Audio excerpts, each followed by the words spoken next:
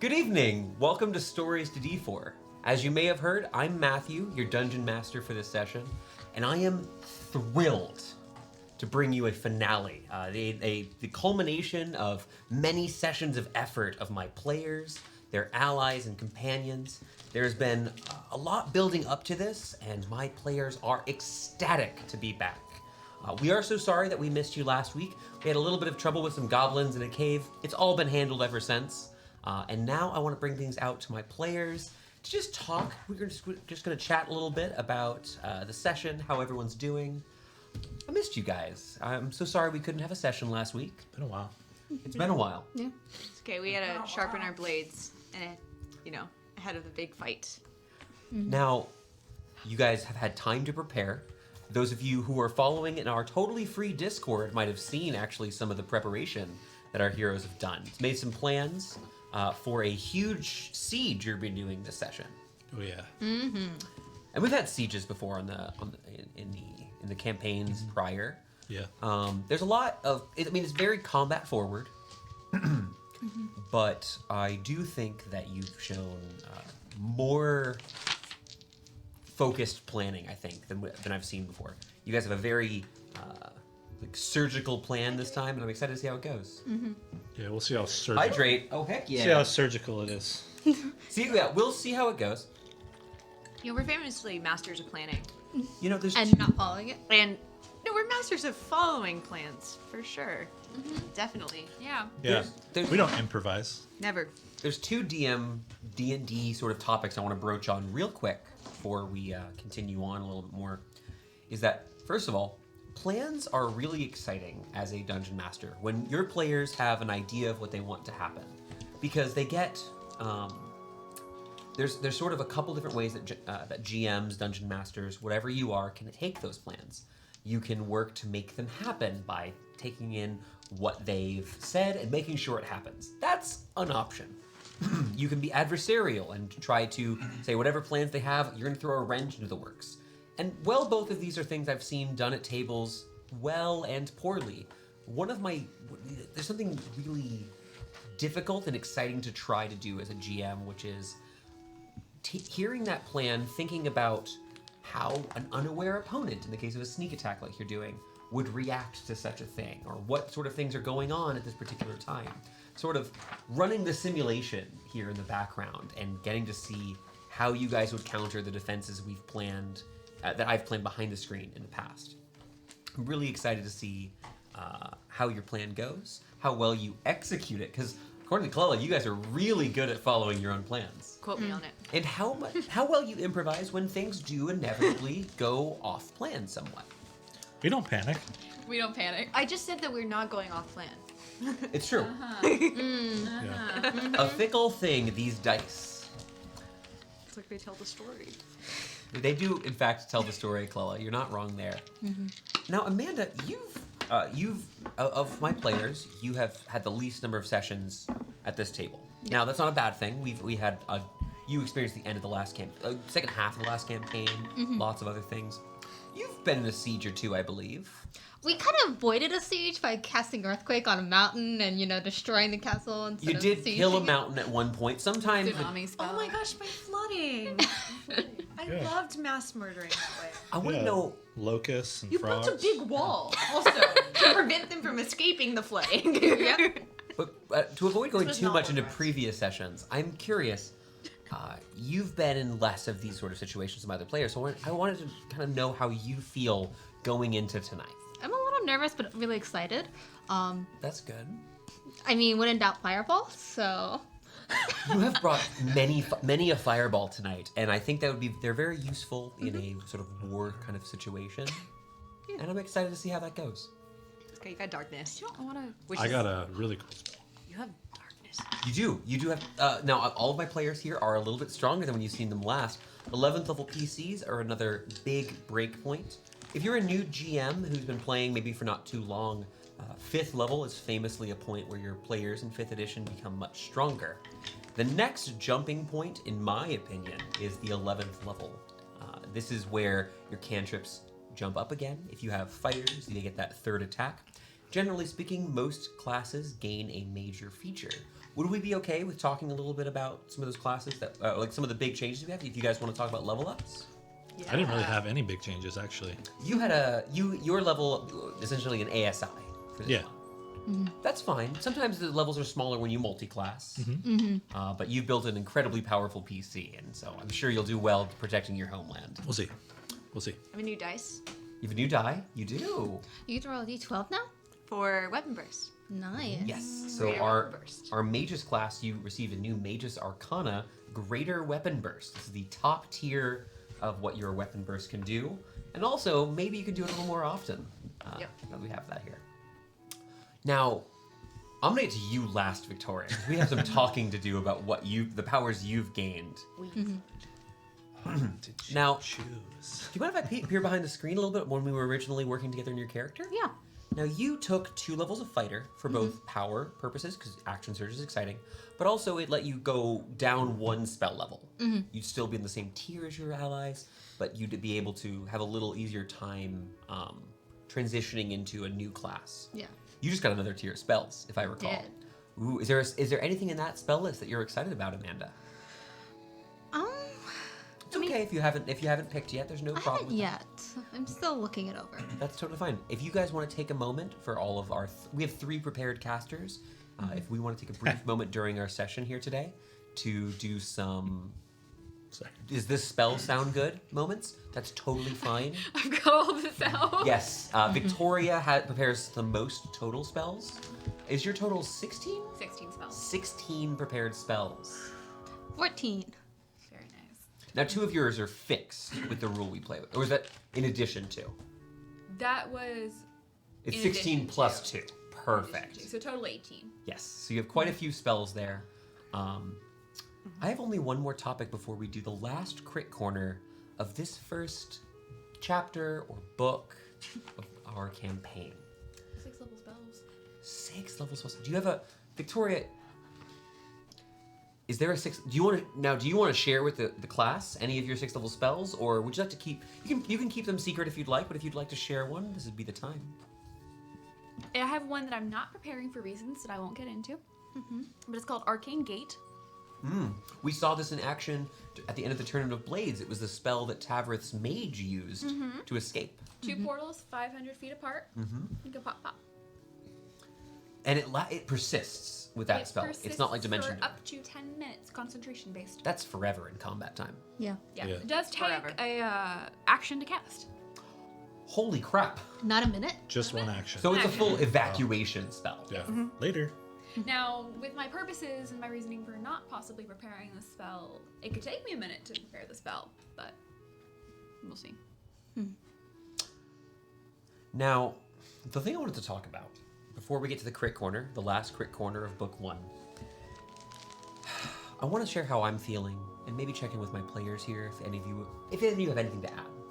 Is that there is a bittersweetness to ending an arc, to coming to a finale of any BBEG. It's fun to have your players finally face off against the powers that be, the people in charge who are hurting your friends, your allies, whatever it may be. We've had a story that's been building up for a while. My document page for this has gotten quite long, as we'll share later in a future footnotes.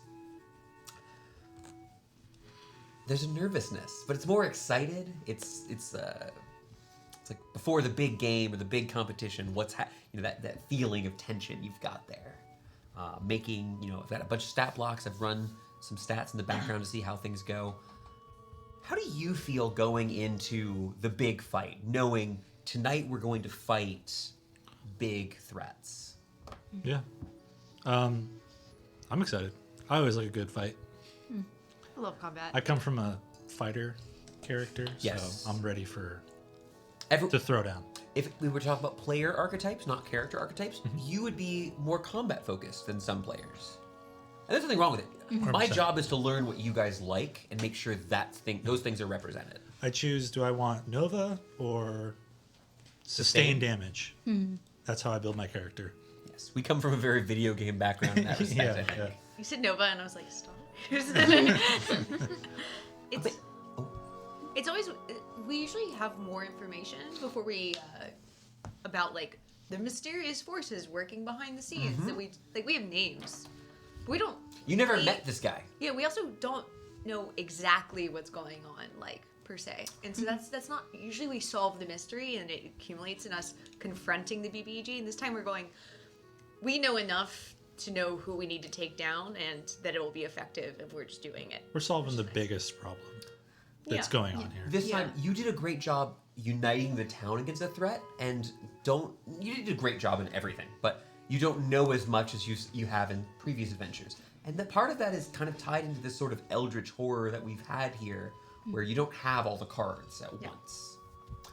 We're also not their like main targets, You aren't. We're sort of which is kind of weird for us. It's odd as a GM to make a threat where it's like, oh, I could target you guys. You guys are very powerful. I can only throw strong things at you. But I can throw regular cultists at a civilian population and do some massive damage. Only there were some defiant heroes who were there for it. Smiling, yes, Alex, exactly. Victoria, how do you feel about big fights, big ends of arcs? It is hard to know if you have done the correct thing. In video game terms, you know, we'll do Telltale's The Walking Dead, for example. Where are we going? If you do something in front of Clementine and she doesn't like it, or she does like it, it says in the corner, Clementine will remember this. Yes. Throughout the course of a D&D campaign, you don't know if you're doing the right thing all of the time. There are Very some true. morally gray options or some things that you're doing out of the goodness of your heart that it turns out are not actually good things to do. We don't come into this system and get told immediately, that was good or that was bad. So It's a little bit more realistic in that way. and going No into approval systems. going into this particular encounter, There are we nuances. don't know if we've done everything we need to do. We don't know if we're going about it the right way. We don't know what the consequences of our actions are going to be. There are so many unanswered questions that we just have to, quite frankly, keep playing and get the answers now that we've made the decision to do it. Keep playing, see what the repercussions are. Right. There's really no other option for Yeah. us. I like large confrontations. I played a spellcaster last time. I'm playing a spellcaster this time. We thrive in large confrontations, but we don't know if what we're doing is correct. That's my opinion. Okay. Well, I really appreciate the feedback. This is something that's been on my mind a lot, and I thought it'd be fun to chat about this here on the stream. Connor, oh, yes, Victoria. No, it's not important. No, but please. Oh, my unrelated news is that Telltale Games is back. Telltale is What? back. They're making a game for... They're making 2 games. They're making Wolf Among Us 2 and Yes! yes, I know, right? Oh, yeah, Wolf Among Us. Hell yeah. And then there's So a good. show. They're doing a prequel to a show. Oh, okay. No. It's not just a show. It's on our list, like the third thing on top of our watch list. The Descent, or... No, what is it? The sci-fi. They're in space. Yeah, but I don't know the name. I can't believe Pandora? we don't know the same, huh? Pandora? No. It begins with a D, I The think. Abyss? No. No, it begins with a D, I thought.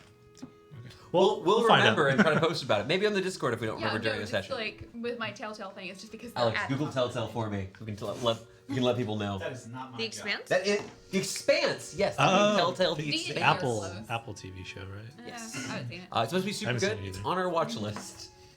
Well, Connor, you want to do a crit corner here tonight? I'll leave it up to you if we do it now or if you want to wait. It's a short, quick corner. Do we want to save it for next session? I'd be fine. We're gonna meet. It's a finale. We should do it this session. Okay. Start do it? fresh, Okay. right? Very quick. I'll start the bad first. Elle, you had 1 natural 1 last session. Tragic. I'm not surprised. Of the only 2 natural ones, I had the second one. So if I dragged everyone down, at least I took you with me. Yes, yeah. Okay. We kept it even, I feel like, representing the party. Yeah. As far as natural 20s, you had 1 natural 20. I also had 1 natural 20. And then our good DM here had 3 natural 20s, which I think were all on me. I think they all were. of them were in fact on you, and I feel an amount of guilt about it. Don't. And Why? amount. Connor, he can take it. How- hey, I would say it's literally probability. It's not intentional. All right. Well then, I want to. Target Connor the most. I appreciate you guys for taking a moment here. I wanted to talk about a little bit for the campaign, the different things that have been going through my head. But let's go back and talk about what happened last time on Stories to D4.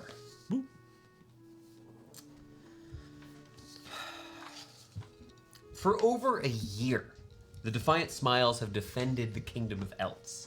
This motley crew of heroes assembled from northerners traveling after some strange vision, from a man experiencing great harm at his home in Dunsmith, from a woman thinking of her long-lost god and wondering where to go next in her life.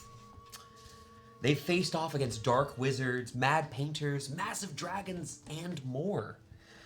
But now, they've returned to Dunsmith, the home of Laurentius Thorn, and the stakes have never been higher. Families speak now in hushed tones in their shattered homes, fearful that they may draw out the celebrants of the Great Song, a cult that has taken over this once prosperous town. This terrible cult has plagued their cities, and the mad villagers that are part of the cult itself are under the orders of the former lord, Barris McTara.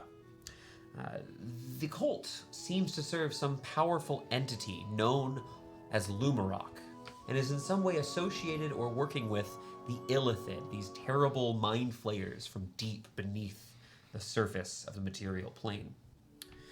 With the arrival of the Defiant Smiles, those within Dunsmith have found renewed strength and the will to fight back against the celebrants. And tonight, as we begin our session, let's talk about this busy time we've had here. You Smiles have spent some time here as would-be defenders. You've been working alongside the Resistance. You've established new allies among the Pack's people, a group of orcs who were unsure if they should commit to violence, which is so counter to their culture, to what they've had happen in their history. For the few days, though, with your help, the Resistance has been hard at work preparing to enact a master plan coordinated by the Resistance leader Fiona and our heroes at the table tonight. Your goal is to attack the headquarters of the Celebrants, formerly known as the headquarters itself was formerly the manor of Barris McTara, has now been turned into a sort of fortress. It's being watched over by numerous armed cultists as well as sellswords under the employ of this foul lord. Let's talk about what you guys have been up to for the last few days, as you've been preparing for this upcoming siege in secret, hoping to not allow the celebrants to know of your plans. Why not dice?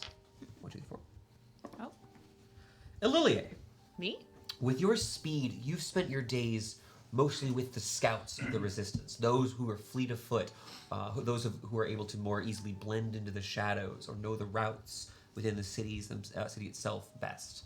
You have taken your time to travel between ruined home and abandoned store, finding the vestiges of Dunsmith, the people who are holdouts, who maybe they're not strong enough to fight, or maybe they were afraid. Some of them, you and the scouts have been trying to convince to join this effort, this last push that could save the city. And those 2 weeks, you've given instructions to travel to the eastern reaches of the town, to be as far as possible from the McTara Manor. Just a reminder, the headquarters is on the western side of the city. You recruit everyone you've been able to so far. You've been putting extra space between the Innocents and the Celebrants. Is there anything else you'd like to add over how you've prepared in this last week? Yes. I would like to have... I was going to use my speed, but I have been doing that. No, tell me about what you're thinking. This is representing about 5 to 6 days of time. It's not you don't have to worry about resources here. In the morning, before I do my scouting, I've started using Expeditious Retreat, and I've been running at a safe but close distance to the river to try to get a sense of how often do you see the sea monster? Do I think it's going to pop up and kill us in the middle of the fight? Because I feel like it's a contingency for the cultists. Let me give you some context with that. Yeah. Don't worry about the dice rolling behind the screen. The river itself runs through the center of town, but it should be noted it does not run within 500 feet of McTara Manor. So unless whatever creature you're talking about can emerge from the water, you're fairly confident that this siege will be unmolested by it. As you go to attempt to observe the creature, it should be noted that it so rarely is visible from where you've gone. You've taken, you've found hills that overlooked the center of town, seeing the dull green light emerging from the crater just north of the river. The creature itself, with the work the scouts have done, the resistance of having people avoid this part of town, appears dormant. Getting direct line of sight into the murky waters of the river that passes through here, it's been challenging. And while you aren't able to see the creature itself, you are fairly confident it won't put a wrench into your goal with the siege. Cool. Is there anything else you have before I move on? Can I spend some extra time? I'm sure there's a forge laying around, just mass-producing daggers. Perfect. We'll get to that here in the narration Cool. in just a moment here. I'm going to go ahead and mark that for myself, though. I'm Skyrim leveling. I absolutely love that. Just 1,000 daggers produced. It is necessary. Is meanie. Actually, I'm so sorry. Let me roll a die. Let me not make my own decisions here. 1, 2, 3, 4, 5, 6. Is meanie. You've struggled to find sleep this last week. Instead, your evenings have been filled with a study of magic. You've thought back to the various arcanists that you've faced off in the past. These arcane secrets you've begun to discover, some invented by your own wit, others borrowed or imitated from those you've worked alongside or against over your last year of adventures. The tomes of these mages you've faced, such as Zarathal, have been not torn apart, but have been poured over for these past few days. You've gained inspiration. Your Atlas of Endless Horizon, this beautiful spellbook you have here, has grown in strength and knowledge. Am I using the Atlas as my spellbook? It is your personal spellbook. You did a transfer a while back on that. Okay. Now, the Atlas itself, you were able to procure an amount, not as much as you maybe would have liked, but an amount of these, the inks and parchment to be able to augment your spellbook from the Resistance themselves. They had a few hundred gold worth of resources to offer here. And so you've been able to spend some time to copy those spells. We talked about that a little bit out of session, but I'm curious, is there anything else that you would like to have focused on during this downtime? Maps. Maps.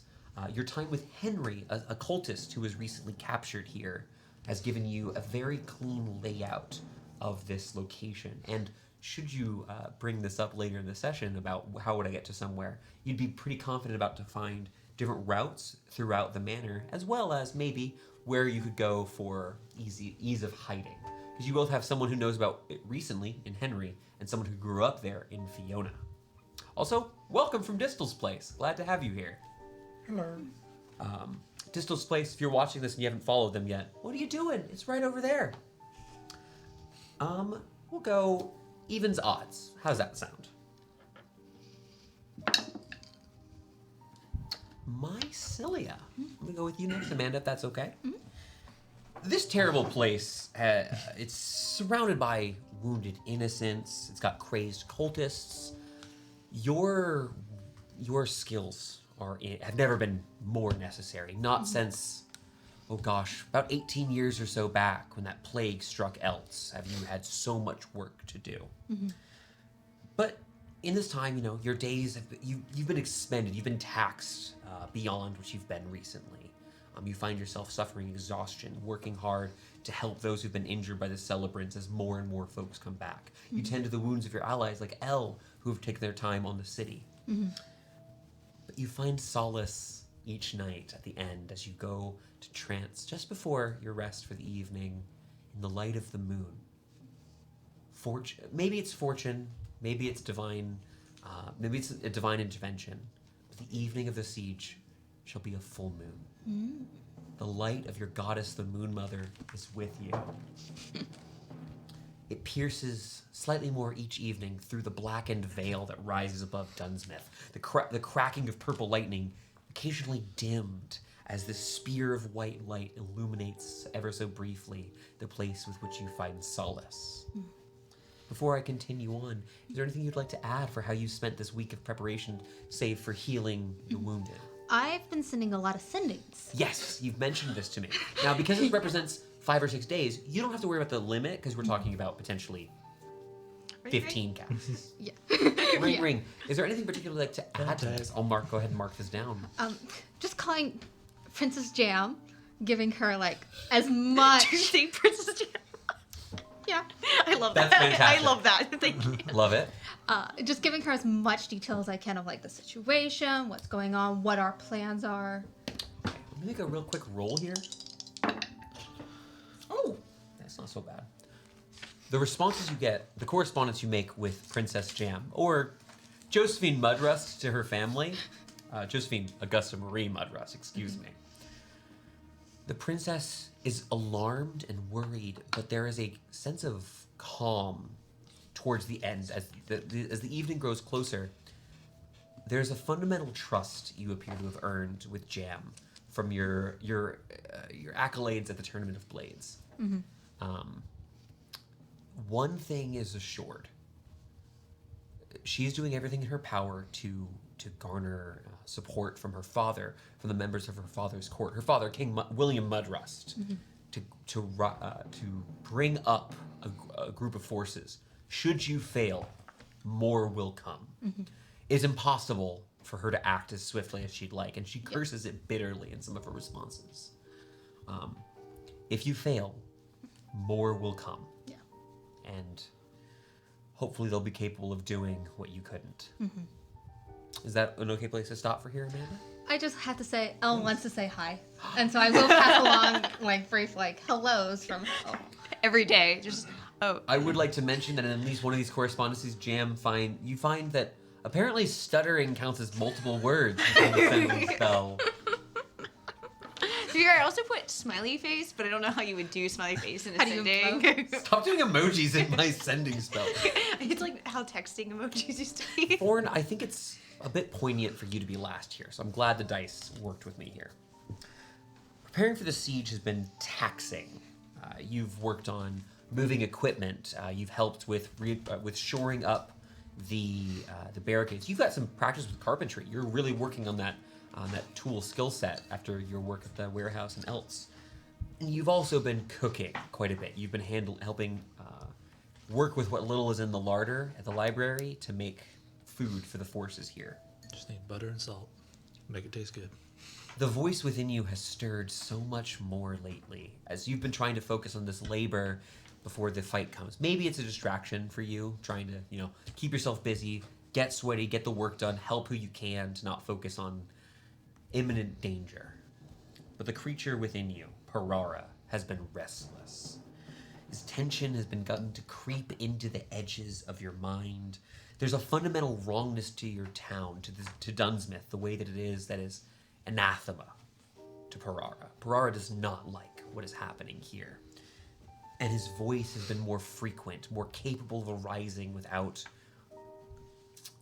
you're able to silence him, but you don't have to call him so forcefully. If you ever want quiet, you easily have the ability to shut him out. You can feel that within you. But he's been more active within you. Your upcoming confrontation has shifted Parara in some way. Not to say that Parara has any issue with this. Parara is feeling an amount of... Parara wants this confrontation to happen. Anticipation? Anticipation, yes. There's another thing I want to talk about. Before I continue, is there anything you like... I've got a comment about Fiona here. Okay. But if you'd like to interrupt me and say anything else you have here, I'd like to do that now. Just kind of going off of the talkative nature of Parara, maybe I would pry into trying to strengthen my mental capabilities, maybe shielding myself. Okay, I'm going to ask for I would call this here an Arcana check, which I know is not your best skill. It's actually one of your worst skills, but... 4. I don't like that. You sure? I don't like it. Okay. Go ahead and give me another... Sorry. Different No die. problem. Thank you, Victoria. A 4. It's worse. That's okay. Fail forward. As you focus so much on this idea of How can you protect your mind? How can you protect what you have left, what maybe was fragmented by the events of Dunsmith? Parara is here with you. And while you aren't able to bring up those defenses, a confidence is brought about you. Should the need arise, Arrogance, actually. should the need arise, I will shatter before I allow you to. Ride You- or die.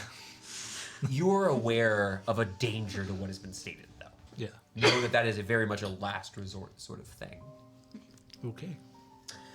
Fiona, Look for Fiona to compete with that. huh? Yeah. Fiona is distant Parara, in these boy or girl? times. Parara is a male, Undecided. a male creature. Okay. You're aware of that. Okay. Fantasy. Sorry, people bring up gender, and I'm like, Yeah. Much like D&D, it's made up. You see Fiona standing strong for her people. You've seen the work that she's put on. Her willingness to go on... She's gone on scouting missions. She is the first to ready her weapons and don her armor should the need arise to protect the people of Dunsmith. She has been planning and working alongside some of the brilliant minds you've brought with you. She's given speeches to inspire people where hope has been, struck down. But you get to see her in brief moments, stepped away from folks. When she walks up the stairs to the second level of the library, and she leans in a small nook behind a bookshelf and has to take a breath away from the darkness and the chaos here within the city. You've known her for quite some time. Can you make me an insight check with advantage? 15. 15. It's going to be sufficient here. For a normal person, the position that she's in is more than impossible. And for her to be only at the breaking point here is quite a feat. This is her last hope. With the heroes here, you've given her a light in the dark. There's a possibility that her town will go to ruin and her people lost. She's at her wit's end.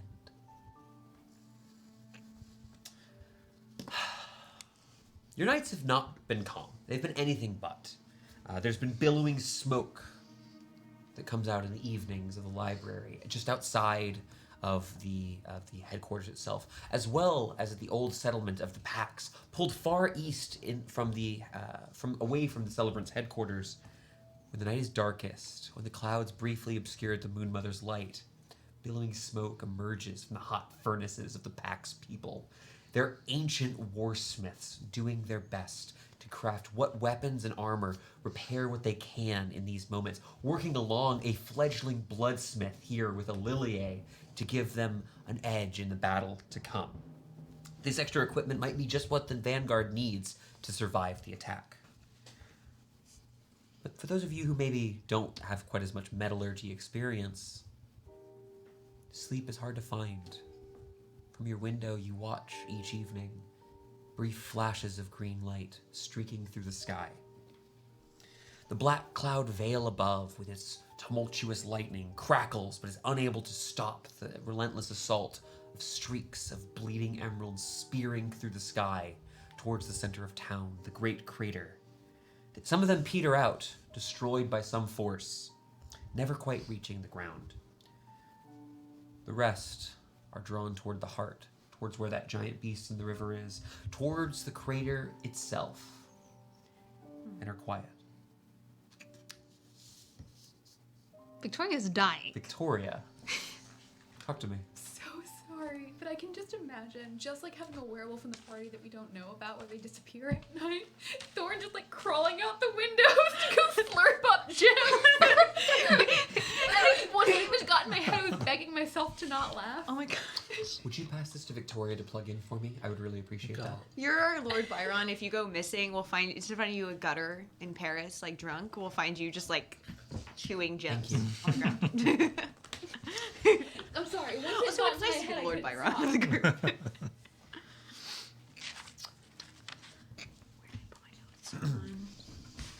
I would like to mention there's a bit more additional resources that the Resistance has been able to pull together from their stocks, from what they've been able to loot with those who have been salvaging the city, as well as the Pax people have provided some things. There are 3 regular potions of healing. Would we like to divvy those up now? You want to do one for everyone but Mai? Great. Mai has 6. 1 regular potion of healing. You have? Did you just say 6? That's only 300 gold. Like, it's absolutely reasonable. I haven't had a single potion on my spell sheet in a long time. I have 1 potion now. 1 potion. There is greater? 150 gold pieces of powdered silver. I think that should go to the wizard. Yeah, wizard. I don't need it. You don't need powdered silver? No, it's not enough for me to do anything with. Mai will take it. And 100 gold of crushed diamonds. I'll add it to the diamonds. Finally, there are 10 silvered arrows they were able to obtain from one of the high-quality fletcheries in the town. We don't have an archer. You don't. Would someone like to just go ahead and mark that on their sheet for me, though? If you don't want to take it, you could leave it with the archers here within the city. You want? Are we leaving that behind? Sure. Yeah. Okay. Not a problem at all. Someone marked the silver. Someone marked the diamonds. We have the chum I did also, as both. a reminder. The chum. Chum. Yes. I wrote chum. We've been playing too much Cyberpunk in the background. Chum, friend. I'm what? I'm confused. Before the Resistance can make its move, they first require the right resources. Now, you've had a captured celebrant known as Henry. It's Henry MacLeod. He is ashamed of his actions, and with the party's help, they've been able to receive some intel from Henry. He's spent his days still in his cell, but has been providing as much detailed intel on where the movements are, how frequently certain things happen, what are the different rooms of the manor, what has been pulled up. Which is why, along with his Meanies downtime, you are going to have an intimate layout of the manor. Should you want to go somewhere within the manor, it'll be much easier for you to do so than it would have been without Henry, without his Meanie. She's got fuzzy slippers. She's fine. But there is one very particular thing that is needed, and Fiona does assign Laurentius to be in charge of this action, of this retrieval. You need to go to a certain cave in the city to retrieve, if you can, the bomb cart, a collection of black powder that the Resistance once planned to use to seal the cavern entrance. Yes, is Meanie. Worst case scenario, if we can't retrieve the bomb cart, I can just be the bomb cart. This is absurdly true. You have every ability to do as you're describing. Right. You're good. So, Sometimes we need If we- more than one bomb cart. right, but if That's- we fail, then we're not completely up a creek. Yeah. I like it. So my question is this. Now, none of you are required to go. If you'd like to continue doing your work, you don't have to. But if you'd like to join, a small contingent of Resistance soldiers and Pax warriors will be accompanying Laurentius. I would like to go. I can cast locate objects, so that way we can find where it is. That'll I make love it it. easier. This is like more than 24 hours before the siege, so you don't have to worry about it going away. Your Yes, spell spell slots slots. during the downtime. Is Meanie would you like to go with? Yeah.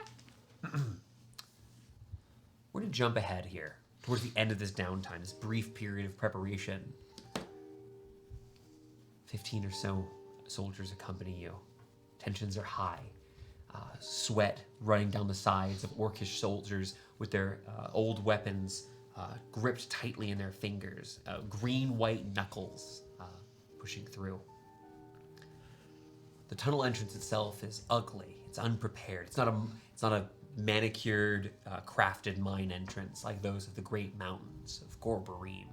This is a natural cavern digging deep into the earth towards, the rift, possibly the heart of the issue here in Dunsmith. Can I get a perception check from those of you who are here as we begin approaching? I'm assuming you guys are traveling stealthily. We're not worrying about that part Yeah. itself.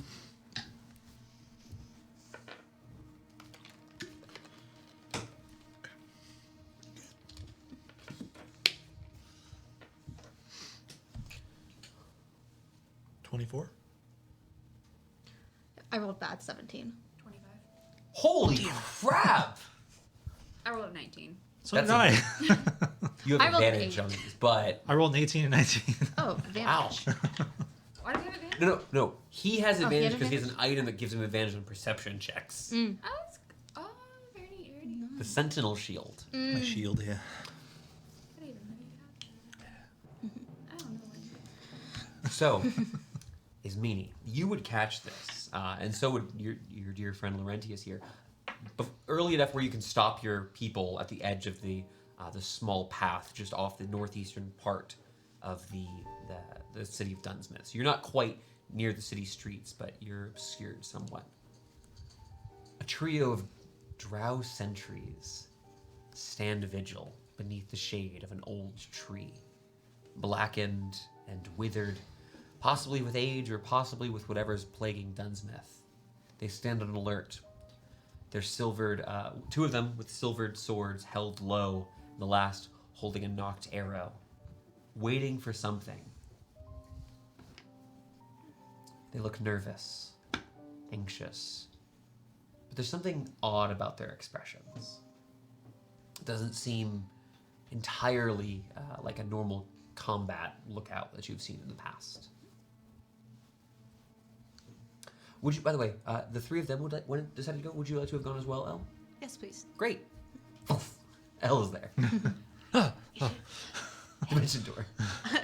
I know, I'm just so quiet. You should mind link with them and see if their minds are weird. How close are they? Should you mind link with like a mile? No. Where you are now, they are 70 feet away, though if you'd like to stealth closer, I would allow you to do so. Pretty sure I need to be. Once I'm linked, it can be within a mile. Let me double check. Sure. Yeah, I have to be within 30 feet. Would you like to try to stealth closer? You've got some tree cover that you could use if you'd like to do so. Do we need to stealth? Just tell them what we're here for and why. Yeah. Want to kill this? We'll send Heyo. the drow. Hey, boys. Speaking Elvish. So, are you is- going All of alone? us speak or- Elvish. I'll walk ahead a little bit. Okay. We'll try the regional like- stage angle.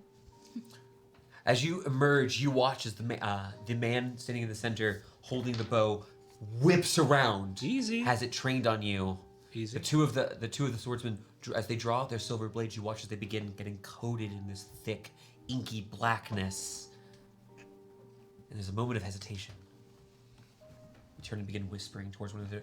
You're about 50 or so feet here. Keep moving closer. Speak your name. Laurentius Thorn.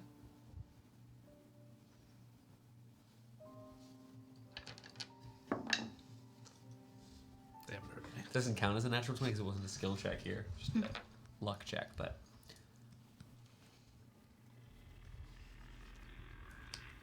Lawrence Kai, Sorry? you are the child of the third seer, yes?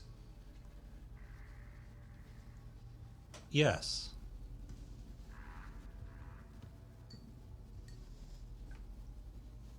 Bring the ground hauler. Turns towards one of the drow. You watch as they begins walking away. You guys can intervene at any point and interrupt me if you'd like. I'm actually just here for a particular cart. You are here for black powder. Yeah, exactly. Maybe we could do an exchange. There will be no exchange with the Dogel. No, with Well- me. You hear this word, Dogel. It's a term meaning uplander, surface worlder. Oh, I guess that would be me. Half you on your father's side. The man takes a step closer to you. As he approaches a bit here, you see that he's got this very well made darkened leather armor here, but his nostrils flare. There's an aggression to him as he approaches you. You see a series of these vertical scarring all along one side of his body here as he approaches. Come here in service of seers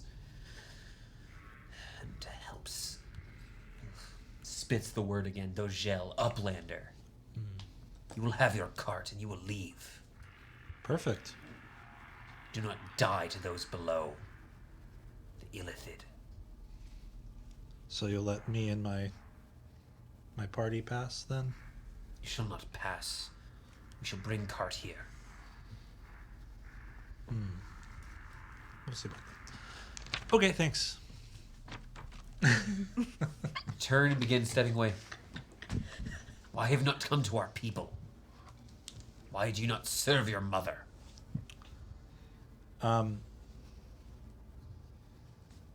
She's been gone a while. You could be a male with a house name. You're speaking a different language to me, man. I don't know. I don't know what this means. I grew up in Dunsmith. I clean bar tables. I know Connor knows what I'm talking about, but it's extra good. But... He's known nothing of girl culture. You're having like a giant experience. Maya's just over there going, okay. As you kind of like turn and look at him, giving him a quick once over, you can't help but notice there's an amount of this. There's a lightness to him. He's not quite as purple as you've seen. There's a particulate that's been dusted over him, like he's rolled around in some sort of substance. And we're so close. He's covered in powdered silver. He's awash in this dusted metal. You can see him squint ever so slightly, his eye turning red as some of it's creeped into the edges here. Does this help? With the sun or with the creatures? You were here to do as your mother wished. I told you I haven't spoken to my mother since I was a little kid. I'm here to just help the town, Dunsmith, where I grew up. Gazing back at your parties, you work with greenskins, humans. Yep. High elves. Quarter elf. You're not wrong. You feel seen? Wood elf, so. I feel very seen by Connor in this moment.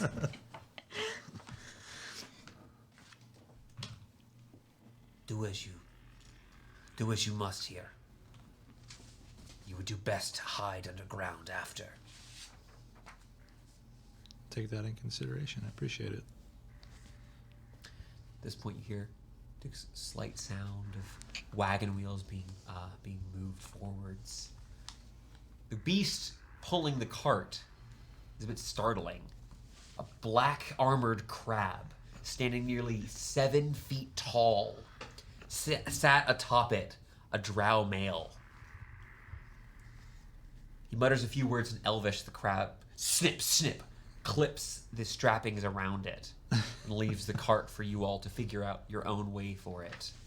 The orcs who are nearby seem restless. You hear whispers in the background, the three of you who did not go to speak the drow, of people asking, is it time to attack? No attack.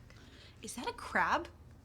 The crab itself, its pincers themselves look like they could cleave through steel, this creature, as it turns once more to head towards the cave entrance and descend into the depths below, obscured by both forest Yeah, I should and have cave. grown up in the Drow Society. That seems pretty fucking cool.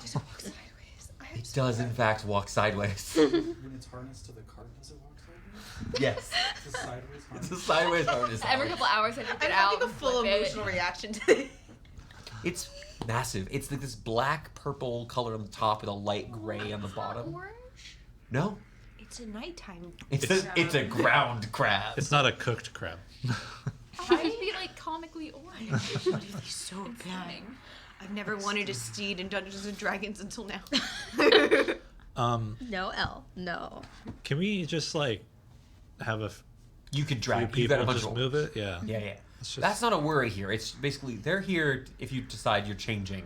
If you'd like to do any amount of violence. I don't think it's necessary. Take the bomb cart and leave. One of the people who comes alongside you, one of the leaders of the scouts, Caliban, looks at you. These people, these drow, they killed the last team who came here. yet you were unharmed. I think it might be favoritism. Thorn is a special boy. Caliban seems suspicious of you, but does not push the issue as you have been put in charge by Fiona. You're gonna get some fun little kissing a knife in your ribcage later. The scout turns, Fair enough. begins to move away. I would prefer. Let's jump forward. How would we like to go to the eve of the siege? Oh, yes. Let's go. Let's return here to the following day. The bomb cart retrieved, your preparations made. And now, let's go into the headquarters. This library here that has been used by the Resistance. There's a dull murmur spreading out over the room as people await to hear the final decisions made with the plan, to understand what there is to be done by both by Fiona, their leader, and by the Defiant Smiles. All right. Now that we have everyone, Fiona speaks up. Her hair pulled back tightly. Armor has been like kind of sort of tossed over her shoulder from an earlier patrol. She's got this leather strappings here that are used for protection. Our forces will be divided into 5 units. The first will be escorting the bomb cart here. She points onto a map that has been placed onto one of these large tables in the center of the library. I and Esmini and I shall both be escorting the cart, led by the bulk of our forces here within the Resistance, and quite a few of our scouts. We will escort the cart just shy of the southern edge of the manor's wall. By taking these side streets, we should be able to obscure the cart enough to avoid suspicion until it is too late for the celebrants to respond. Of course, we will have both Caliban and Andrew. She gestures towards 2 of the leaders of the scouts who you've become familiar with over the last week. We'll have them with us. They've spent the most time in the western parts of the city, around the celebrants, and monitoring them, avoiding their path as much as possible. If anyone can move there undetected, it will be the 2 of them. Arthur, she gestures over towards the writer at the end of the room, who jumps ever so slightly at the mention of his name, will lead the archers here in the row of large shops. The coin changers and merchants have long since left, and it will be a good cover for them to begin firing upon the wall once the battle starts. The packs will position their main forces here along the main road, giving them enough space to properly function in the battle. We then will position our reserves, she points further away from the structure, here. Should we decide to retreat, they will be able to cover our retreat and bring any injured in safely. And finally, the strike team, led by the Defiant Smiles, shall infiltrate from the eastern portion of the manor. While you'll be away from the largest fighting, I suspect you'll face the most resistance against the greatest warriors the celebrants have available to them. Our plan is simple. We get into position tomorrow night, just before midnight. We detonate the bomb cart and destroy the front entrance to my home. A brawl shall begin between our forces and the celebrants. They've been reinforced by a number of sellswords, and we will meet them in open combat in the courtyard. With the surprise, we should be able to handle them, and depending on how the battle goes, we shall press forward to take the manor, or, should casualties be likely, retreat. You've given us every resource we need to do so. The infiltration led by the strike team. You will move the millstone at the mill just east of the town. It is large and heavy, but you should be able to do so. We can send some of the packs with you, should you need, to be able to move the stone itself. And then pass through my old entrance out of the manor. Once the brawl begins, you can enter the manor, and as you said, cut the head off the serpent. You will seek out and end Lord Barris McTara. She chokes on the words ever so briefly, ordering the execution of her father. The first place you should check is here, as Henry has indicated that my father spent much of his time in his study on the first level.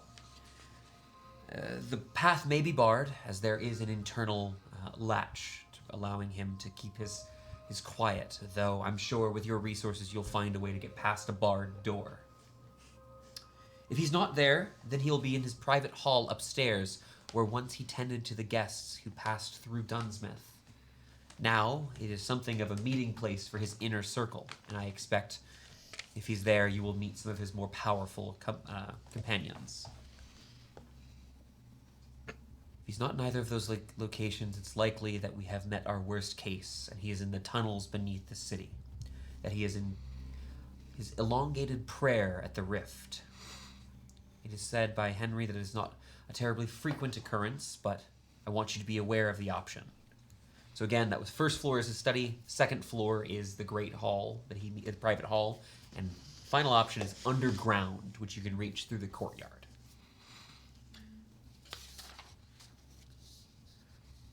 Once you've, I'll really quick, and I'll get to you, Amanda. Okay. Once you have handled my father, Lenora Bashara, one of the children of our city, has been taken. On the second level, there is a guest wing that has been used to hold the prisoners that they've taken from my people. And if what we've been told is true, few of them yet live, but Lenora may yet be there. If you can recover her, do so. We have not fought this battle against madness to give up what makes us the people of Dunsmith. I have a bad idea. Oh? Please, if you have questions, changes, now is the time. I could just go along the outside of the building after the beginning confrontation happens, dimension door in with grab her, dimension door out. Just use a couple spell slots that way. Just get her out. It would be possible for you to do so to get into the structure, but it should be noted, she gestures towards the map, there are no windows in this guest wing. In theory, that could work. It would require some precise positioning. Been studying those maps. I spent a week looking at a map. I mean, probably equipped to do that. We've already decided to separate from us at the beginning. The important part is to make sure that you meet up with us, and Yeah, but I mean, so it's your decision, really. I don't know if it. You got spell slots, I have spell slots. I can cast For dimension door days. like a bajillion. 6 times. Yeah. So How many? Maybe 6. not. Oh, Maybe okay. not use all 6 of those spell slots on dimension door. right, but if I had to pop, if there was reason to have somebody go popping around and doing Wait. things, it makes the most sense to just send the wizard. Yeah. Hey, Ismini, didn't you learn a new spell that you mentioned earlier that is really good at siphoning prisoners away from a location? You have to pull the full spell text. I don't know if it needs line of sight like Dimension Door lacks. Right. I don't know if Arcane Gate requires line of sight off the top of my head. Yeah. It says Yeah, it's not. I don't have all my spells prepped. I have. technically this is day before. So Right. you're not I was locked hoping in. that we could go over and just determine if there was things we needed. Sure. Well, she's looking that up. Maya has a question for Fiona. Does, Lady Celithros? does your father have a family ring that he wears all the time? He has a signet, yes. Can you sketch that out for me? Of course. I would I'm be gonna happy cast to. locate object on that, so we can. Let me make a real quick thought about how this would work, because Familiarity with the object, including a picture. Wow, I forgot you played a wizard, Clella. I'm sorry, I played divination wizard. I know locate object. I'm gonna double Can you check. pass this down to Amanda for me? That's really clever, actually. Wizard. The signet ring is given to you in fairly simple detail, as she is able to show you an image of the signet itself, because she still does have this. It is a crossbar, and it is a combination of green and gold. The gold itself representing the connection to Elts, and the green representing the prosperous, fertile lands that surround Dunsmith that once made it such a great trade city. As long as you've seen it up close before. A picture. Yeah. You are relatively confident that the spell would function properly with this. Now, I believe locate objects of pretty small radius. What is it? What is the radius I'm looking at? Okay. So, no, that's like a building. Running water is the limiter on it. Yeah, well, no, I don't have running water. That's rivers. Yeah. So Arcane Gate is a location I can see. Dimension Door is a location I can see, specify, or describe. You're confident Dimension Door would work. I'm confident Dimension Door would work. Arcane Gate, if there are no windows, would not work. Just wanted to bring up the Also- option for. It's not even prepared. There is no worry about Dimension Door or any teleportation ever putting you inside. Dimension Door putting you inside of space Space. because I shunt you to the nearest available space. Yep. In the and text of the spell. and the space. You're talking about a child. If you run into her space, you'd be in her space and just like not in. You wouldn't like clip with her and lose a limb. Get splinged. Yeah. Touching. Yeah, I don't have all my spells prepared because I thought people might have opinions on what should be prepared. Well, this is very exciting. This is a humongous list. Sounds like a good plan, though. Are we happy with the current plan? Yes. Because looking to you, it appears that people are looking towards Fiona for approval, and Fiona's looking towards the party. You have a lot of combat experience. That's fair. Yes, they weren't around for most of your adventures, but We've been in a siege. I have like a sword, a soothsayer's spider sword, and I have a soothsayer's spider sword and a shadow blade. Are those like really powerful weapons? Those were from the drow. Yeah. those are the were they drow around- weapons. Were they like super powerful? Well, so the shadow sword was something that potentially you could study or Thorn could study, which was a way of imbuing the natural dark magic of like literal darkness, not like evil, but Oh, I'm gonna create eat darkness. the sword later. Don't worry. But like, These are considered magical weapons for the purposes should of I overcoming. offer them up to the resistance for use? If you'd It's like to, your Fiona items. is going to literally lead the charge into the main battle. I would prefer to have it one of these back, whichever one you'd like. This sword, she gestures towards the drow's darkness shadow sword, is similar in weight and balance to what I use. Yep. I will return this to you. I mean, if you really like it, you can keep it. Don't twist my arm. She takes the sword in her hands, kind of looking it over. It's a little drow blade. She'll return it to you. That's not a problem, but Oh, you notice that she cannot utilize the powers of it naturally. She's Yeah. not exemplified any sort of magical abilities. just like a better weapon. She's like a Give Word of recall. people we care about. some would compare it to like a low-level fighter, perhaps. Oh, maybe. Like a temple, not. Oh, worst case scenario. If we need I can just. What type of spell is it? conjuration. That we don't need to prepare it. Okay. If it's a conjuration spell, I don't have to prepare it. It just takes me a minute, and I can use it. You know that spell. Fancy. Wait, what spell are you talking about? Word of recall. Okay. In case we had to bail. For teleportation circle is the same way. Takes you 2 actions because one action to switch You and have one to one, cast. 1 minute to switch, one You have action to 6 cast. level spells? Yes. Okay. I'm so screwed. Right. Okay. Yeah. Can I have that back? My phone. Okay. Yeah. Any conjuration spell, I do not have to prepare, but know that it will take me a minute plus an action to cast. All right. So Are we happy with our current plan? I don't have any. Do you want me to think run through the so. spells I'm preparing? Sure. I How know that about- y'all are obviously the spellcasters, but Do you want me to No, run I think through it's good. the- Oh, wait. I have. Prepare spells. What's proficiency? Spontaneous caster is greater than.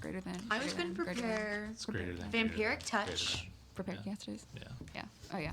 Vampiric Right. Touch. Binding There's no Ice. equal to. Binding Ice. If Expeditious they have a dollar Retreat. sign by them, I can't cast them. Inflict Wounds. None of them They're got it. spells that require material It's fine. components, and I am gold poor. How big it was. Big Misty boy. Step. Mirror Image. I marked the spells that I can't cast. Okay. 1 minute. I forgot I had this spell. Okay.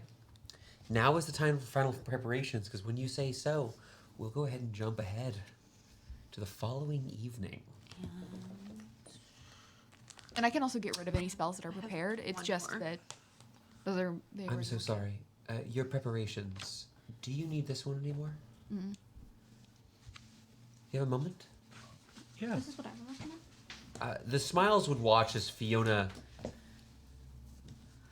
rather roughly grabs the edge of the shoulder of Thorn's shirt and begins dragging him upstairs. I would like to think that I noticed for about 0.5 seconds before we all turned back to our books.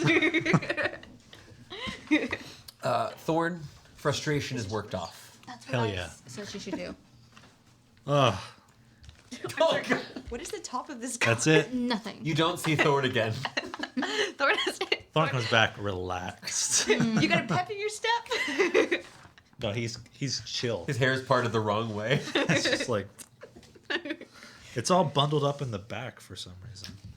My 5th level spells aren't on there, so those are the two. It's I like have. Connor. Wait, the ones you bubbled, or that's what you are going to? Correct. There's one space left. Ah, so Change true. anything to make sure it dropped. And That anything with a exists dollar sign forever. I can't count because they're part of the I material. actually And I popped my have jaw. 100 gold. So I cannot do material. 100 gold of what? Oh, I can't. I listed the spells I can't cast because I don't have the components for, What spells? like magic circle and things like that. You have the powdered silver. I give to my. Do you want to give it? Do you want to hand it it's an object? You just hand Yeah. over the Technical pouch. problem. Oh no, we can't hand our friends things. Right, but I don't think it's necessary to. It's also isn't it? Yeah, I just made a list of. Is it a ritual All of- spell? No. Magic circle? I made No. all the spells. It just takes a long time to cast. That'd be So it crazy. takes a There's minute like to 9 cast. spells that I can't cast. It's not like a big deal. My suggestion is Somerset. Okay, As your I'm fine with that. I like what you picked, Art, to be honest. My other thing is I have potentially. a fun area. What we're gonna do- Control spell. I want to pause real quick as you're deciding I these have it. spells. Is we're tonight going to take our break extra early? I have it. We're going to take our break right now. You stay right there. We're going to fill up our drinks, prepare our spells, and when we come back, the siege of the Mictara Manor shall begin. Bum, bum. Stay right there.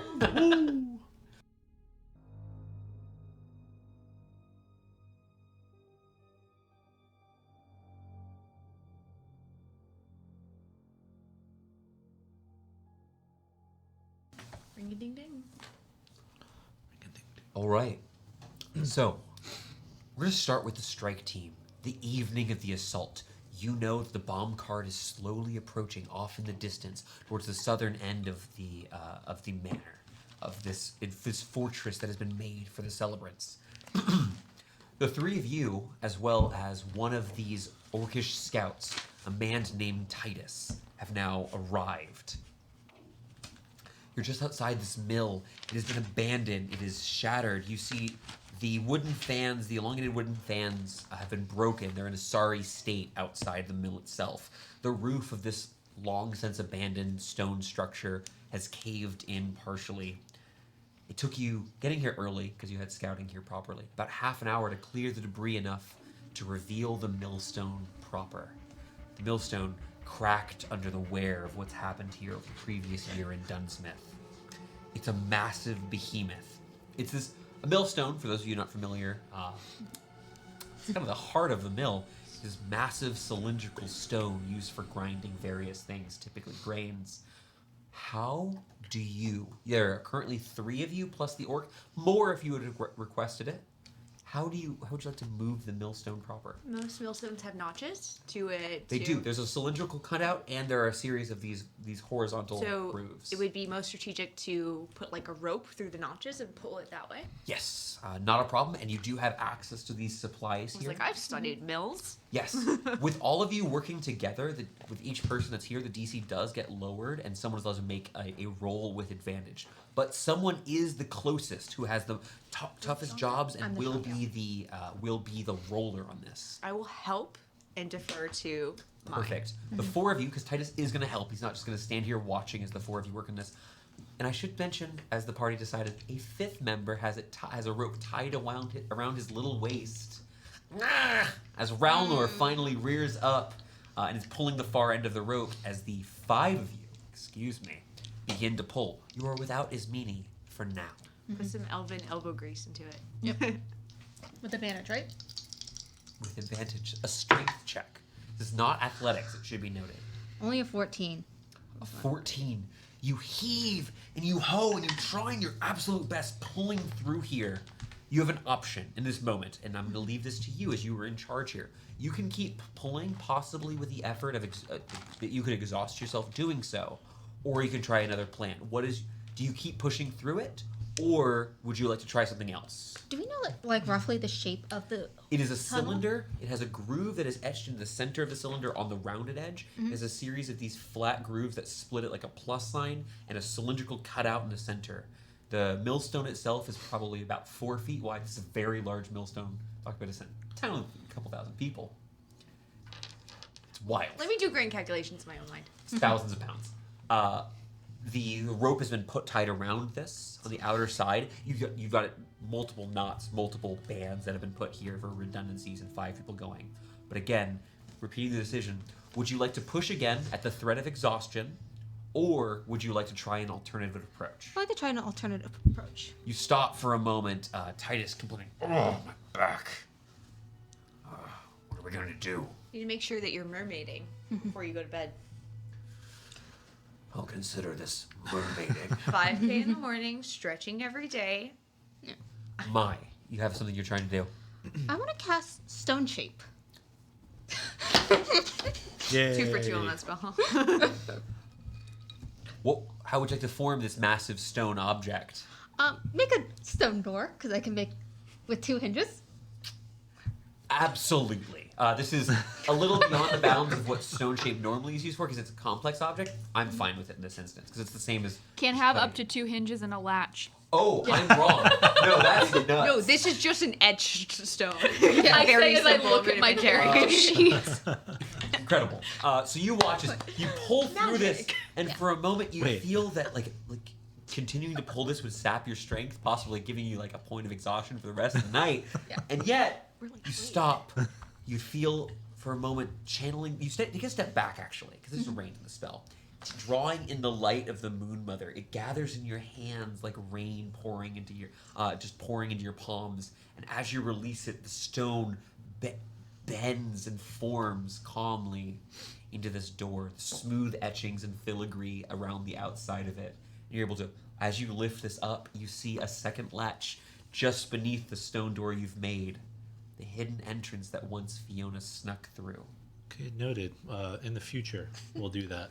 When I said elven elbow grace, I really did mean magic. Yeah. We could try to pull it, but... You lift the smaller panel here and are able to begin the descent into the dirt tunnel below. But let's jump over. Oh, is our dog being cute? Yeah. Our table familiar? I'll take a picture for the Discord. I'm next going to jump over to Ismini. You and Fiona stand close to the entrance, your forces ready to strike. The men and women clutch their weapons tightly, looking to Fiona for orders, and yet the resistance leader looks to you, Ismini of House Callister. What do you do? Any preparations, spells, motivational speeches for the people here? There's probably about 35 people that have snuck up in this row. This is a smaller force than what you're going to be seeing coming from the packs. But you know that there's also a second group that's following behind as well. Shock and awe, boys. Give me a persuasion check as you convey this idea of shock and awe across. I feel like I'm making Madagascar reference for some reason. Smile and wait, boys. Yeah, smile and wave. Smile and wave. Yeah, I know that one. The 7? Yeah. Fiona looks at you and chortles, but some of the men kind of just joking to themselves. You watch as one of the scouts standing near Caliban kind of looks at you with confusion. Stringy-haired wizard.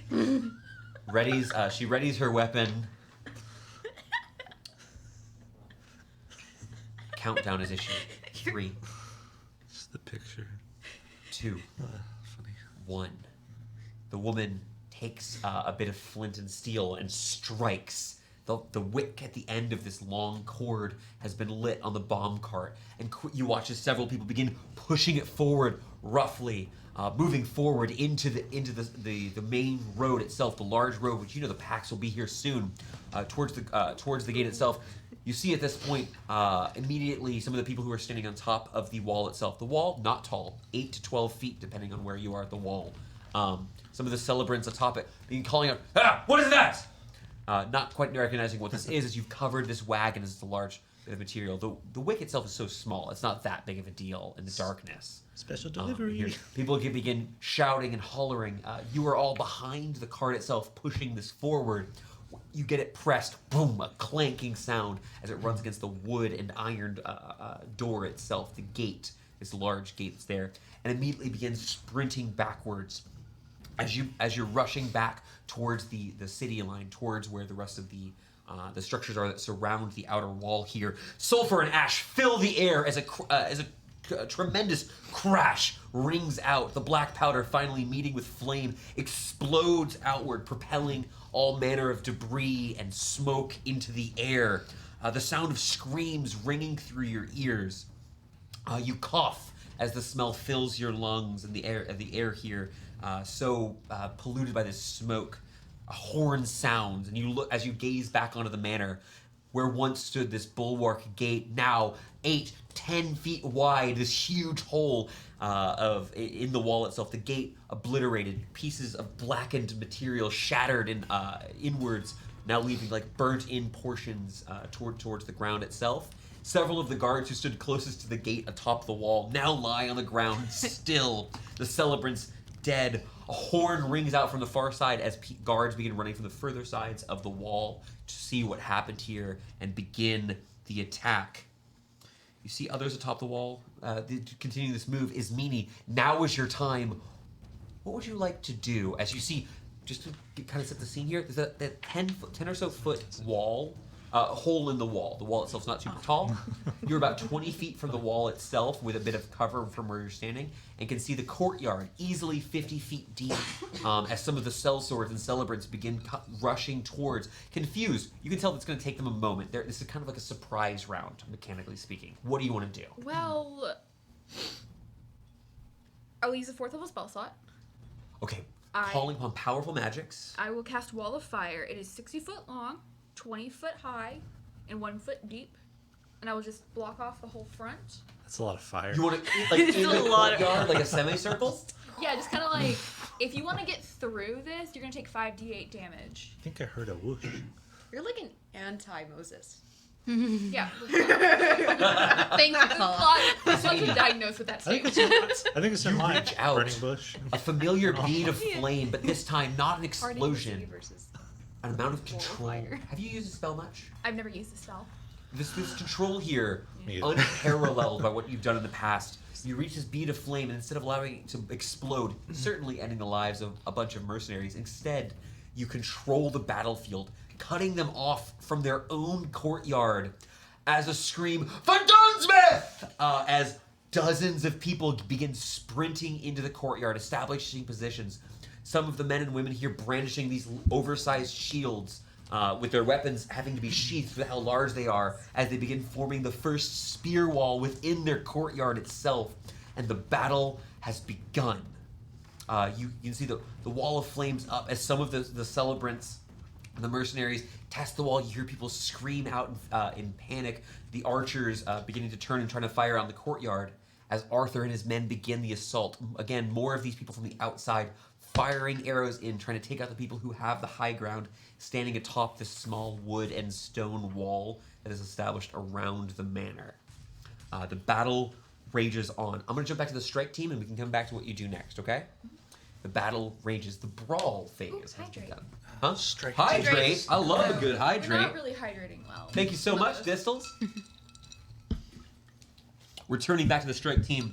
With the millstone removed, you've been able to squeeze yourself into this dirt-packed tunnel. Short, you have to bend over quite a bit. It's really a testament to how badly Fiona wanted to get out of this manor and into the arms of a certain half-drow. The beams on the side don't seem entirely stable. There's worries at points that this tunnel may not hold, but it's aged at this point. It's been a while here, and you push forward knowing that soon you will find yourselves within the courtyard proper, just to the east of the manor. You know that once you push up on the hatch at the end of this tunnel, you will be within enemy territory. So I do have a couple of questions. As you push through here, it only is about 50, 60 feet of movement you make under the ground through this tunnel. It's not a very long secret entrance. But as you're here towards the front, who is going to take the 2 or 3 rungs of a ladder and then push up this? Who is leading, and do you have any last-second preparations? I might be the stealthiest of us. Have I ever been in the manor?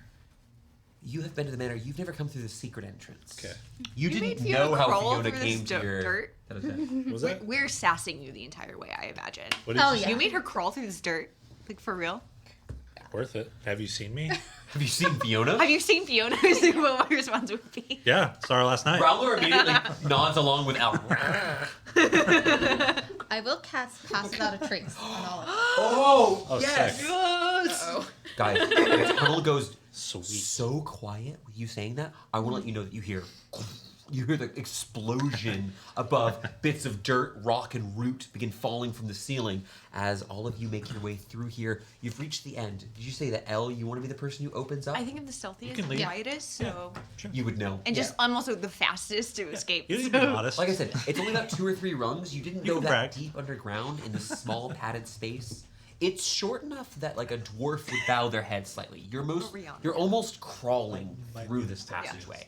As you reach the end, you take 1, 2 on these thick wooden ladder. Begin pushing up this stone piece. We're gonna do the Aaron draw die. I need you to make me a stealth check, please. As you push upwards, you see Plus before 10. you Plus is one 10. of these. 18. Rolled I'm gonna make 3. this perception. That's a 3 on the die. I'm sorry. I got a 16. What did you say you got? 18. Okay. I think that's hard. Over the din of battle. Huh? I rolled a 16 on Calm the down, die. Thorn. Spoilers. I'm about to describe a celebrant, not that wise. The celebrant before you is standing back towards you. You see that they're peering around, a corner of this large gray stone stable that is set up. You knew that you'd be obscured from the main battle when you emerged. You have lifted up what looks to be a piece of carved tile that is in the courtyard section near the stables, between the stables and the gardens of Around the manor. the blind spot I can see. You can barely see the battle. You see the wall of flame that Asmini told you was going to be there, and people emerging. A few of them, of the celebrants, leaping into the flames before being immolated entirely, trying to get their way into the battle proper. To draw the celebrant from our spot in the opposite direction. He's fully back to you, just to be clear. He's Yeah. peering around. The celebrant looks afraid of joining the battle and is looking around the corner. Oh, Has not noticed you. I'm extra making it worse. I'm going to prestidigitate a loud sound behind him. Okay. Are you doing this with the stone pulled up, or you want to like make it as small as possible? Actually, I'd like to put it 'Cause you can also opposite move up. direction so that he runs after it or runs away from it. Either way, leaves. Okay. The idea of something is coming from the other direction. Can you give me a deception check with advantage here, real quick? Just representing like you've already got the stealth feature on this. There's a lot of chaos that's happening here. Deception? Yeah. Disadvantage? No, advantage. Oh, math 20. Math 20. You guys hear a loud crack rings out, sort of echoing the sound you heard underground of the first spark of flame as the bomb cart imploded. The man yelps to himself, his white hood falling over. You see this like balding celebrant in fear draw out this reinforced club. For Lumarok! And begin charging forwards towards the other side of the stables. You can see that there's no one right near you, as it seems that you're not in the most populous area. Though you can see from where you are, the other side of the manor, the south side, you're on the eastern side, people are pouring out of the front of the manor, to join the battle itself. You do not seem like you are what people are focusing on right now. What is it called? What's the Greek Trojan horse? equivalent in this setting? Alchemist Flyer? Never mind. I don't know what you mean, sorry. Styxians? Never mind. Species! Specians! Specians. Yes. Yeah, Specians. Specian philosophy. We're not responsible for that death now.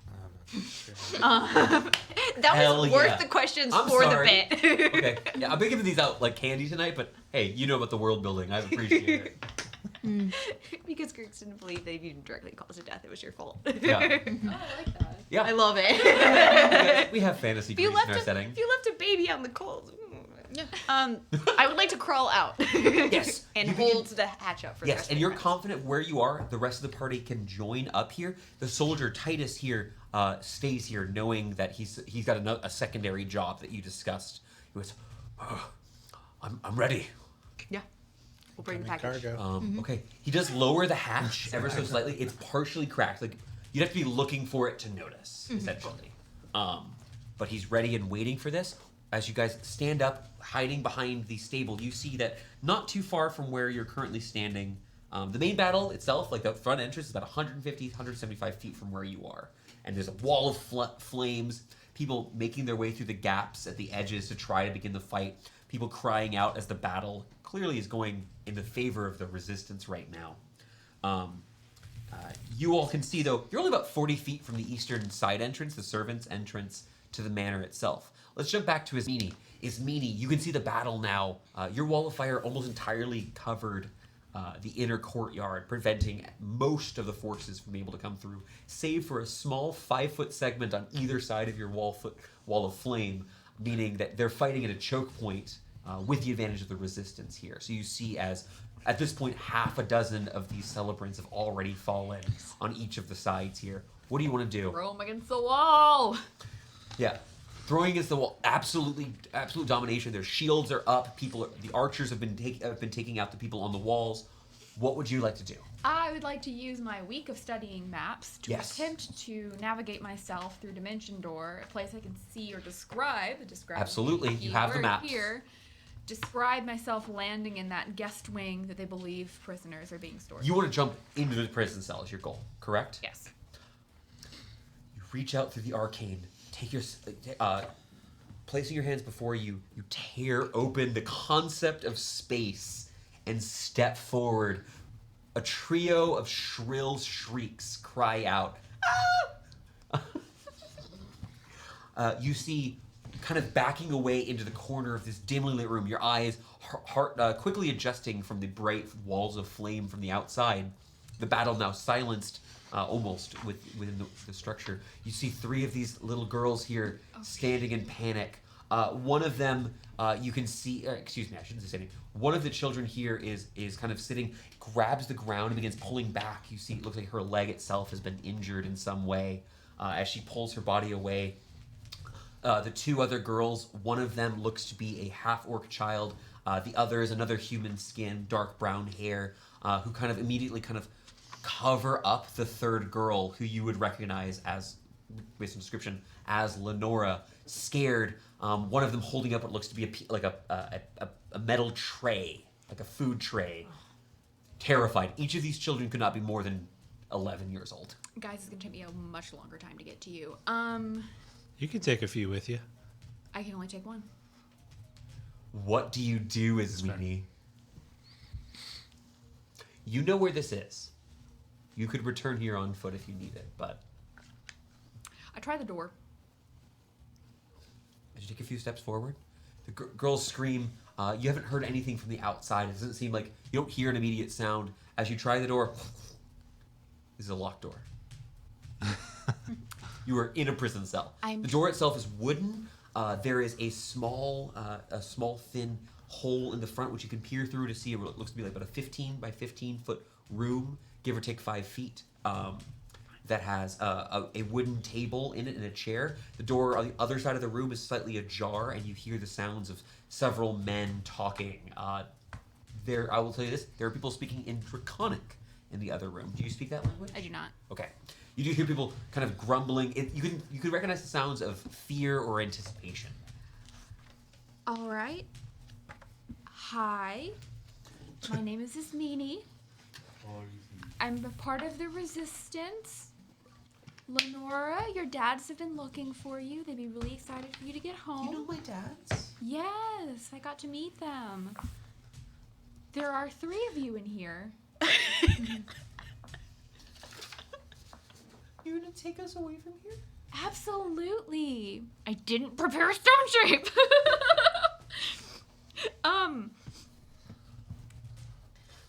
Let me. You see the girl with the brown hair stands up. This is a trick. I don't know how to. She's clearly the oldest of the 3 of them. This girl's probably 11. Lenora's more like She recently 9. learned Santa Claus isn't real. I don't know. That she how doesn't to trust convince- anyone. She's a kid total. She's the one who's brandishing a food tray. May I That draw little girl into over 50 class everything I can think of? I landed where I expected to land. Can I draw into my brain everything I know about the map of exactly where I am? Where's the nearest window? God, you're such a good player at Dungeons & Dragons. Okay. 1 second. Oh, I know what I'm doing. So the nearest window... Oh, perfect.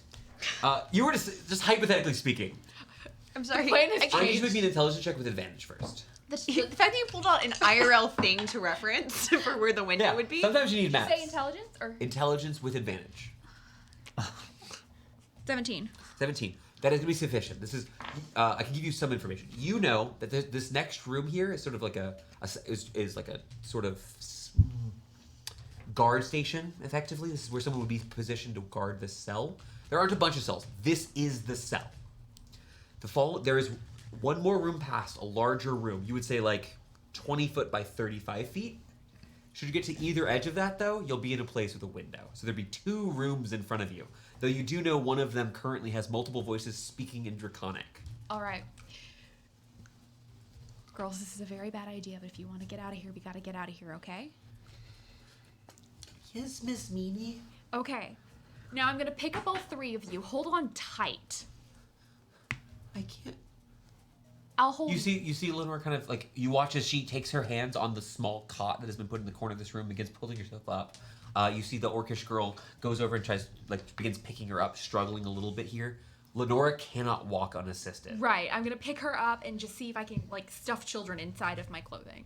I'm shoving children inside of wraps, and I'm a wizard. I'm wearing Yes, robes. no. I'm wrapping myself around belts and things on kids. I'm trying to take as long as I need to It's strap Baby these Callister. children to myself. Make a strength check. I'm an evil man. Baby Bjorn. Roll with advantage. Okay, that was an 11. A 10. A 10. You take these 3 children into your arms, and something wells up from deep within you. A primal force hidden within men and women throughout the realms as you gaze upon these 3 children in danger, and you hoist them up. Fury in your eyes, it seems. I can't cast fly. Did you not? You said you. No, it's concentration. Wall of Fire's concentration. Continue. No, Wall of Fire lasts how long? A minute. This conversation's taken 40 seconds. Great. The Wall of Fire doesn't end soon, but they've already positioned themselves. Your plan is going off without a hitch so far. So far.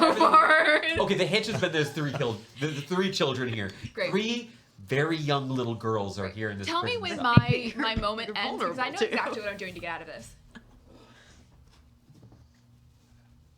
Are you guys waiting for his meeting? Because it's only been 20, 30 seconds before she was supposed to arrive. Are you guys I will waiting? say this: the minute Ismedia is late, I'm like, no. We can still hear the flames. Wait. The flames are still up, which means she's still Actually- alive. That's our signal then. Yeah, when the flames go. Yeah, I don't know shit. Eric. I just rolled a nat 1 on the self-imposed We know- wisdom check. we know- so- We know shit's going down once the flames We're are fine. gone. Okay. Yeah. Yeah. My as a plan, if Ismini doesn't come in timing, I'm sending a sending to you. Okay. We can Amazing. just text each other. Yeah. Okay. Oh yeah. It's meeting. Only okay, have we access to can. one arm. Physical checks and saves will be made with disadvantage. Is that Great. Is that fair? The next thing I do is I use my Ring of Spell Storing to cast Knock. Holy crap! I have You said stand that. in front of these doors. A 2 human and 1 half-orc child wrapped around in one arm, pulled in. You're they're Forgot under I said partially tight tucked in with this large red coat you wear here. Wand at the ready. You burst open. Are you overdoing this spell at all? Would you say? Yeah. The door splinters, bursting outward as you step through. You can see the door ajar. Past that, I'm gonna go ahead and use myself for reference. Don't worry about it. As you begin stepping through that door, you can see, or you can hear rather, the sound of these people begin speaking, in angry voices, confused. You hear as blades are drawn out. You're in a small room. There's a couple of barrels to your right. In front of you is the door. You know this door and one more, and you get to windows. Right. You know how football players will move through a line by shouldering? Wand forward. We're going forward. We're One going to forward. the door. Okay, Ismini, I need you to roll for initiative here. Shoulder. The important part is if you beat the mercenaries Nope, I don't. on the other side. What is your initiative roll? 4. 4. Okay, you take a few steps forward, pushing down the second door, and you see here in the next room there are a pair of dragonborn. You see one of them a large shield emblazoned, a long sword in his hand. Another one here with this curved blade, a kopesh, as they begin marching towards you. On the far side of the room, these are the first non-humanoids you've seen involved with the celebrants at all.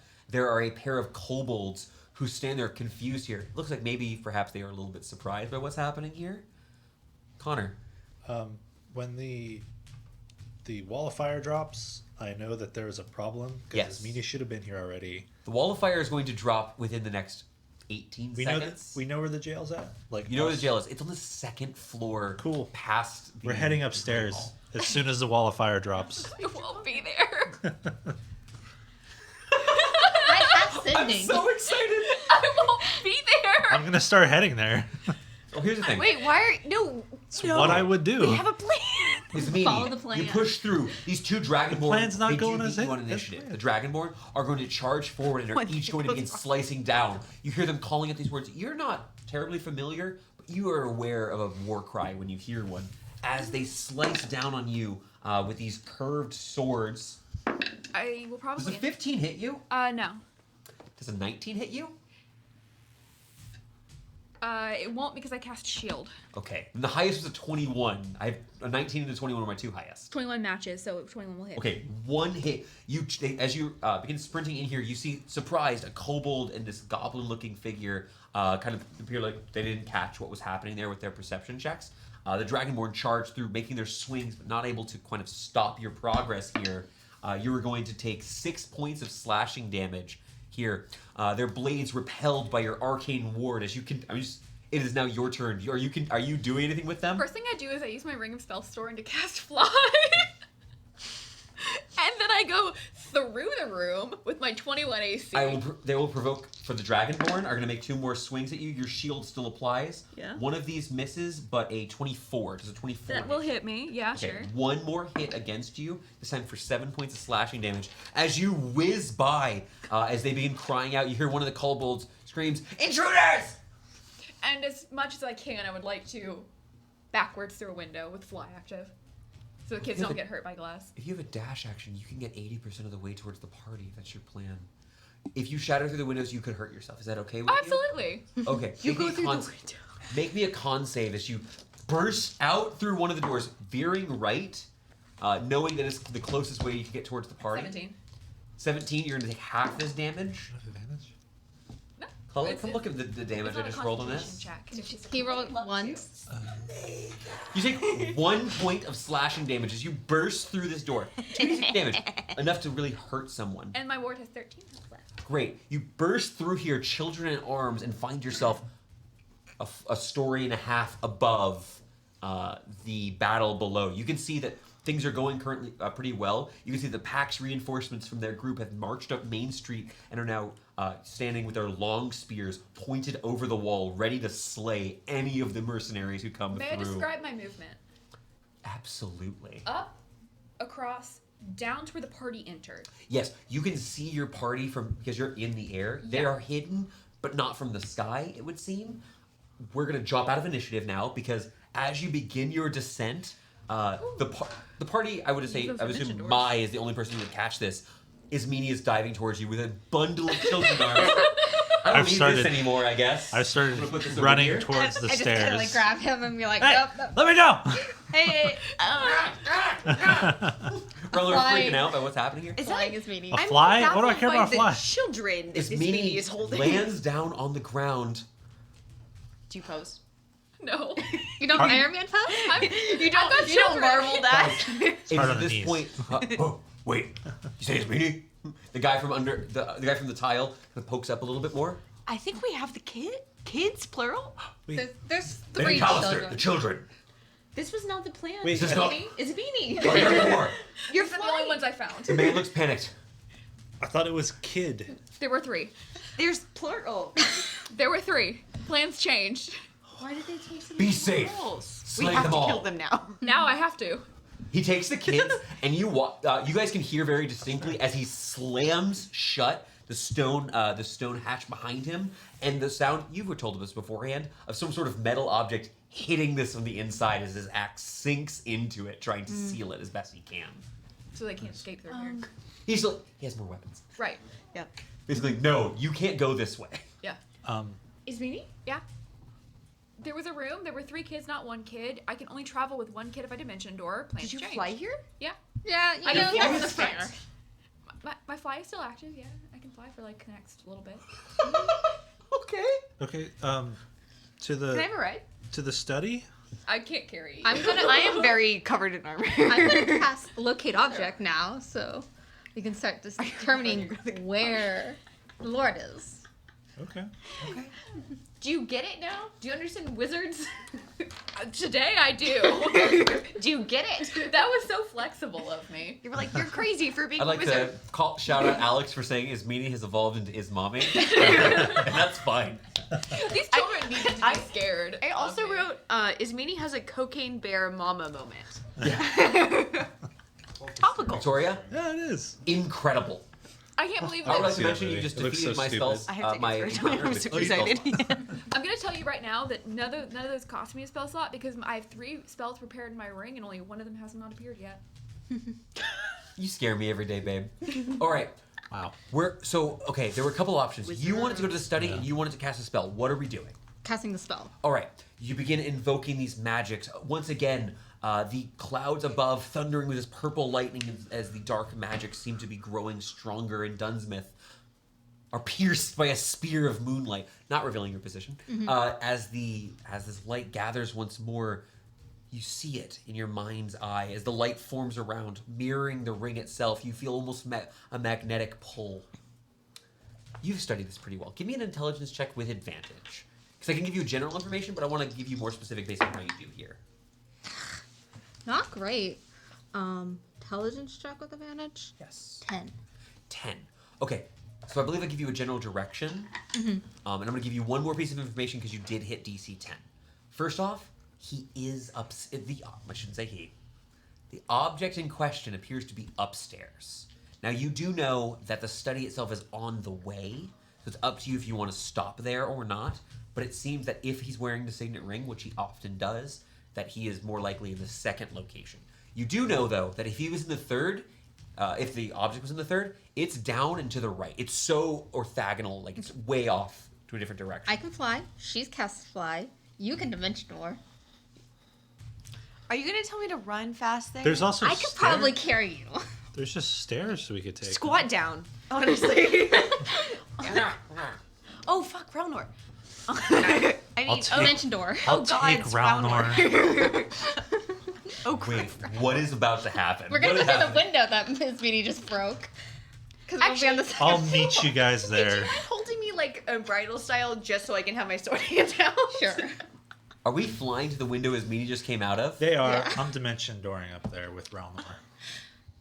I need you to make me an intelligence check with advantage. Intelligence check? Yes. It's because memory, understanding of physical space and math and angle. It just feels like you're bullying Thorn. I've called, this is the third one of these I've called for. An 8? An 8. Preem. All right. So Preem.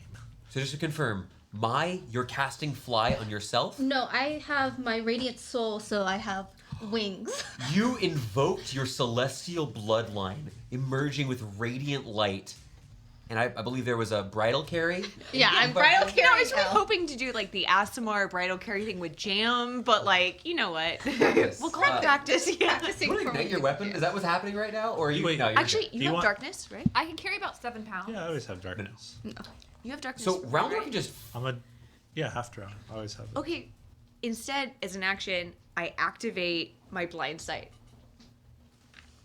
which lasts for an hour. Incredible. All right, And activating then your ocular magics. You feel this magic tracing up the sides of your eyes. You fly up into the air towards the window as Meanie just came from. Is Meanie you fly with your friends, and Thorn disappears with Ralnor in tow into the structure somewhere. I pull it open. I like- step in. Have you ever seen people like pick up German shepherds? How awkward they look. That's how I literally just did like the toddler thing where they like try to pick them up by the front, but they're not tall enough. So the dog is still on the ground and they're just like big. That's what I did. Oh, like that. Just kind of like slid them into the cape with me. As you begin, as I you love that. as the three of you begin flying around, let's jump over to Thorn. Thorn, you appear close to the window, approximately, some would say, 15 feet away. You're still in the structure, on the second floor, but where you are, you find yourself kind of on, like half on top of a shelf that is in one of the hallways here. You're gonna knock over a vase here, a bit confused, suddenly seeing the familiar green tapestries dangling along the walls here. Unfortunately, you also do see a pair of really angry dragonborn and kobolds with crossbows. All right. I need the party to roll for initiative. You didn't tell us about that, so we didn't know. I was a little distracted by children. Sorry. Oh my goodness. Nice. Mark. Ooh, natural 20. Okay, Same, dude. Just so you know, Roundor got a natural 20 and a natural 1. So Same. he takes a natural 20. So only 120 for her, not a 1. Okay. And you rolled a natural 20, right? Mr. DM? Yes. Sorry, Amanda, you. That was three natural 20s traded rolled off on initiative. that initiative for something else in your life. Yeah. By the way, your movement will get you to the window just inside. That's all you're going to get for your movement on your turns. 60 feet. Okay, yes, because you got 1 free turn, second free is 120. That's good enough. And I can just hop out of her arms, right? Yes. Sweet. Cool. Good All luck. right. Thanks for the lift. Initiatives. Thorn. Natural 20, 22. Holy crap. Continuing on to my 5. Yeah, bottom of the. I should. Roundor rolled a 20 Any as campaign, well. you're Just the write bottom. it in pen. Right L? after. Roundor got it. Sorry, is Meanie. Roundor got a 21, and Ismini got a 10. That's nice, Jill. L. I'm the only person that believes in middle numbers, so I got a 14. Okay. I have Believes Excellent. them or Thorn, accepts them. you appear. rolls them. You guys were already alerted that enemies are here. You do not get a surprise round because they are actively looking for enemies right now. Yeah, it makes sense. As you stand there, they're about 20 feet away from you. You just appear here. Rowler is at your side. And the both of you both rolled absurd initiatives, are ready for violence. There are 2 Dragonborn and 2 Kobolds. You hear more sounds in the distance, but you're unsure if they know where you are in particular. I say, Roundor attack, and I cast Eldritch Blast on the closest Dragonborn. You now fire 3 bolts. How are you splitting them up? I cast all 3 on the one Dragonborn. Oh, poor guy, huh? All right. You charge up your powers and feeling what you have inside of you, you unleash with Parara. You. These 3 bolts are very scary to me. You should be. The lowest I rolled is a math 20. That does hit, despite his chainmail and his shield. You actually watch as these 3 bolts, 1, 2, 3, shatter, splintering this metallic shield he has here, not magical, and strike against his torso. It's a lot of damage. 31? 31 points of damage. The first mercenary goes down. The Dragonborn drops, just barely though. You can tell you only barely exceeded what you needed to do there. Roundor, kill. Awesome. It is Roundor's turn. There is a Dragonborn and 2 kobolds. He is larger than a kobold. Now, Yeah, Roundor shoves his entire back foot into his mouth and sits there doing no. Roundor's gonna go attack again. Roundor's gonna go to the kobolds. And should I break up Roundor's attacks? If you just tell me you're going to break them up 2-1, that's fine. They'll all be on one kobold. Great. Roundor leaps onto one of the kobolds. This one here with these speckled green and black scales leaping up 14 into is the the air. lowest. 14 is the lowest. 14 does miss. It's AC 15 against the Great. kobolds. So that'll be 12 plus 21.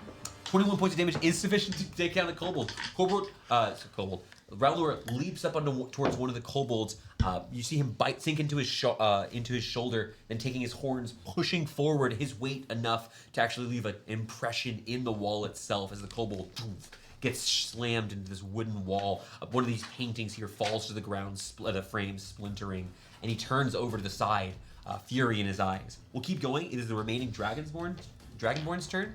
The Dragonborn, seeing what's happening here, seeing a person and a pet, is going to attack the pet's master here. He's going to charge. He doesn't know. He's going to charge forward and is going to make his 2 swings here.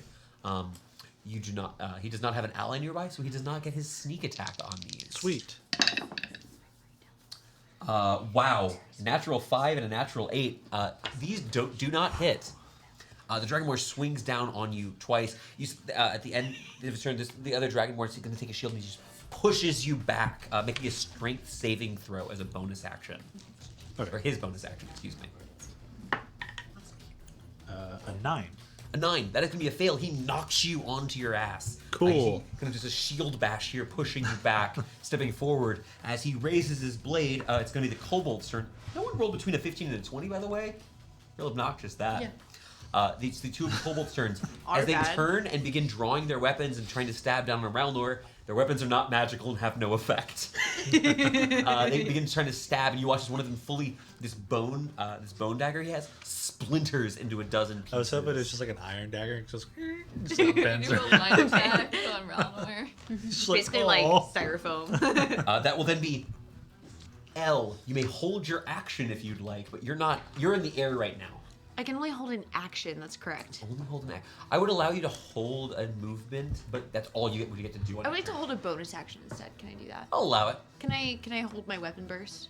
I'll even let you pick once you say. How's that sound? Cool. I love it. Thank you. That is then going to be Ismini. Ismini, use the rest of your movement. You land within a 5-foot square inside the hallway. Here, there's way less enemies in here. There's none of the extra reinforcements. Only looks like there's 2 kobolds and 1 dragonborn. This is half of what you would have fought in that other room. Will the Dragonborn make me a wisdom saving throw? 11. Great. He's uninjured. He is uninjured. Great. So 3d8. Hold That's it in. all. Just 3d8. 15. 15 points of damage, and he is bloodied. You land on the ground. You ring out. He looks at you, pointing his finger, and as he does, he grabs his temples as he like screams out in pain from the magics. We'll then go to Mai. Ismini, that's gonna be it for your turn. There's no bonus action, right? No bonus action. Mai, you land here again. I am taking your movement for this turn, but you have your action, bonus action. You can see an injured dragonborn and 2 kobolds, all within 30 feet. Can the Dragonborn make me a dex save?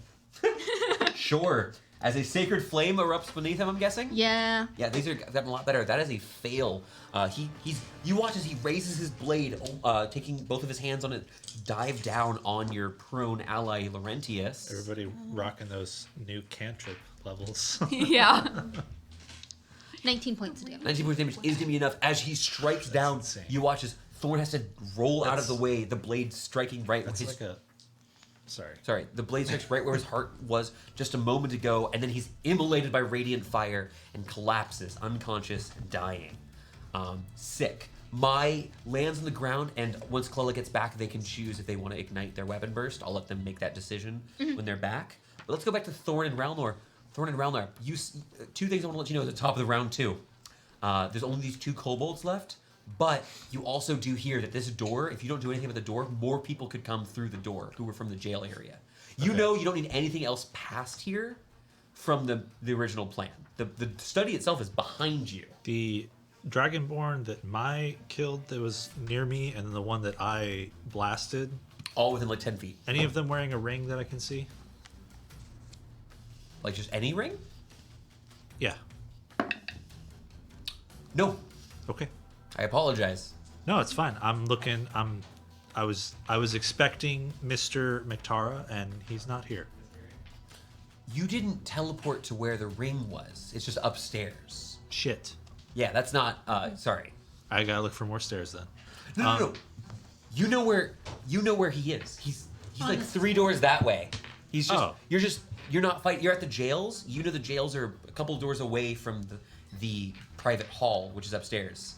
You're just not there yet. I thought we went directly to the private hall. Okay, cool. Yeah, you came back here because you're not far from here. You're skipping downstairs, or you can do downstairs later if you want. Understood. Got it. All right. You could know you're a dash away from there, but like maybe finish what you're doing. Yeah, I'll if I can hold an action to see who comes through from the jail direction. Yep. You can hear other people are coming if no one closes, barricades, does something with the door itself. Readying an Eldritch Blast. Okay, these 3 bolts of telekinetic force materialize around you, ready to fire forwards. That is Ralnor's turn. There are 2 kobolds. Elves. Elle, did you want to do a weapon burst? There are 2 kobolds nearby. Yeah, I'm gonna go ahead and go with Radiant. Radiant. It has the, a minute duration. The blade so. explodes in light, much like when you once held a sun blade in your hand. Finally, you feel like you've accessed the true power of the Martyr's Lament. I miss her. That'll be the Dragonborn's turn. Oh, wait, they're dead. Ralnor. Yeah, Ralnor for me. On the kobold. That won't hit. A 19 and a 25. Okay, go ahead and make the damage for me. It's only one kobold left. 27 points of damage. 27 is going to finish the second and final kobold. Excellent. There are no enemies in this room. You've readied an action in case one of them comes through during this turn. We are now at initiative 14. L, no one has yet arrived, but you see your friend. If anyone comes through the door, he will shoot him. Are we ready to leave the room? Just like, or are we sticking in here for a bit? Like, are we ready to like move out?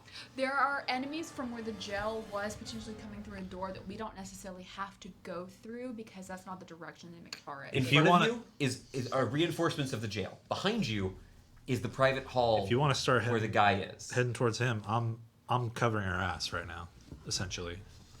How about this? I will take my movement and I will go over to that other side and also kind of paralleling Thorn over there. Ready in action there in case anyone comes through to respond to the commotion. Okay. Taking your steps back, Hate you for ready your yourself. reactions. You can see the double doors that lead into this sort of great hall are before you, and there are these. You can see that the doors themselves don't appear to have a lock on them. The staircase that leads downstairs is probably about 15 feet from you, and you do hear murmuring from down there. So there are other people. Your blade is ready in case anyone comes upstairs. You can attack anyone who comes out from the Okay. door, or who comes up the stairs from where you're standing. Just position myself to keep the front like how you're keeping the At initiative 10 is meaning. Put the What's your wizards dex modifier? and on. My dex modifier Magical is people a know. 2, I believe. Let me see. Is 2. it 2? Okay, Okay. good. You win. It's your turn. What would you like to do? I can fly right now, so I'm like a little bit faster than normal. So I'm just gonna like hover in the middle of the room and just wait. And also do a hell cantrip. Sure. Okay. Just first person that shows up, kaboomy. Are you like this? Yeah. Just like Okay. laying down, Floating. At my floating? initiative Floating 10, in the sky. Yeah. first the door that the door that leads from the jail area. Oh, cool. You watch as opening the door is a dwarven man. He draws out a pair of hands. You've come to the wrong place. He opens the door wide. You killed Connor. Just like that's all I imagine. You come to You want to RoboCop this guy? Yeah. I don't know how. I've seen a clip of this scene. I don't know I how know Toll the Dead interacts with somebody else having held an action for the same person. I don't know which dice I get to use. So he went first. I'm gonna have him resolve this, and you can choose if you want to use this trigger or the next one. Okay. Leading on the player's benefit here. I remember this is 3, 12. Lois is a 19. That was all hit. You can tell me I'm powerful because we keep going. The lowest is. Not Is there a bad. 10 on there? There's Yeah. 110, yeah. Okay. Plus 15. 30. Oh, good. 30 points of damage. You've come to the wrong place! And fully bursts backwards to the door. You damage the door frame on it itself. You watch as it collapses into one of the tables. Bit copper and silver bursting from. It looks like they were maybe gambling in that room beforehand as they were waiting. And he's fully down. You hear a man cry out in like fear. Fuck this! Yeah, if I can see anybody, he's getting blasted. Aw, he's having a moment. He was having a moment. You killed him. Before you make that decision, coming from the stairs themselves, 2 people emerge. You watch as 2 of these celebrants, unlike the people upstairs who seem to be various species, they're sellswords in different colors of armor, 2 celebrant cultists come up, each holding those reinforced clubs, these sort of wooden rods with these metal points with nubs for like extra violence. The believers. Would you say I have Believers. advantage because they're surprised? I would. So first off, that's not what surprised us, and I know why you're asking that. I appreciate it. No, not to the advantage. The first one charges up. This triggers. If you'd like to use this now, you may. Cool. I will use it. Will the first one make a wisdom saving throw? Yes, and the order. I'm going to go in order of initiative here. So L is before Esmini though. So All right. L is 14. You're 10. 29. 29 super hits. As you strike down radiant light of this blade. This is the Morning Lord's light. You got sun and moon stuff Pick going the on right here. one. I appreciate that. We should be like parallels or something. You should be buds. Yeah. Let's go to Trevor. I'm gonna ignore what you said What did you for a say? second. She could That's gonna be have 12 Trevor. points. 12 points of damage. Not great. Is Freezing not cold. actually Good. enough to take this person down. It's embarrassing. You watch as he stumbles a bit. The other cultist, she grabs him by the shoulder and goes and like pushes him forward so they can keep going. Do you want to attack the injured or the uninjured? Oh, the injured one. Make okay, a wisdom perfect. saving throw. Make a wisdom saving throw. I actually. I actually failed. roll damage for He's that. on death's door. Oh, come You on. roll Big damage. 3d12. No whammies. Holy shit. Holy cow! 29.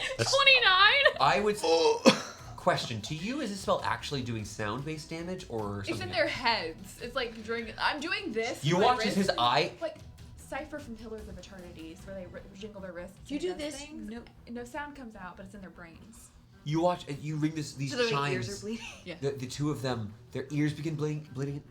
This man, his ears begin bleeding. His eyes roll back, and he falls down the stairs behind him. The woman turns, horrified by what just happened. And that was my initiative. We go to my at the end of the round. I guess we are There kinda is scared. one remaining enemy in. Make me a deck save. I don't wanna. On stairs. It's still spinning. It's still spinning. It's still 8. Fail. Not great. Let's see what not great means. 13. Okay, I have a question. So Radiant Soul, according to my character sheet, says your damage, you also do extra radiant damage according to your proficiency bonus.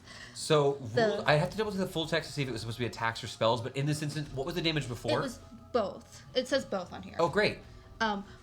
According to the internet, it's supposed to be your level. So the question is basically between which version of Radiant Soul we're using. What was the base damage? It was 13. Okay, well here's the thing. You only need to do 2 more damage either way to defeat. So we'll worry about the specifics a little bit later, in case it comes up. You watch as it rings out this flame. She turns to the side, seeing her companion here, the other celebrant guard, falling on the stairs, and is immolated by radiant light and collapses into a heap. One person hears like the sound of death, and the other one just hears like, oh, and dies. Imagine getting burned, like literally immolated by holy fire to death. Like someone Imagine else, being someone a else, religious cultist who gets killed by holy fire. Yeah, I'm sorry. Someone else called their god to smite me. Yeah. in like our sense of smite. Yeah. Yeah. Well, okay. And they did it. We're gonna drop out of initiative. You can hear some of the mercenaries from the previous room panicking, retreating. They don't seem to be coming for you. If you guys want to try to move one of the shelves here to block the things, you can, but right now there seems to be no imminent threat. You can hear shouting from downstairs. It appears that the celebrants are pouring down. You know that the barracks that they keep the rest of the celebrants in is downstairs and is probably flooding towards the battle. That was the whole plan. So you have to fight hundreds of people. I have an idea.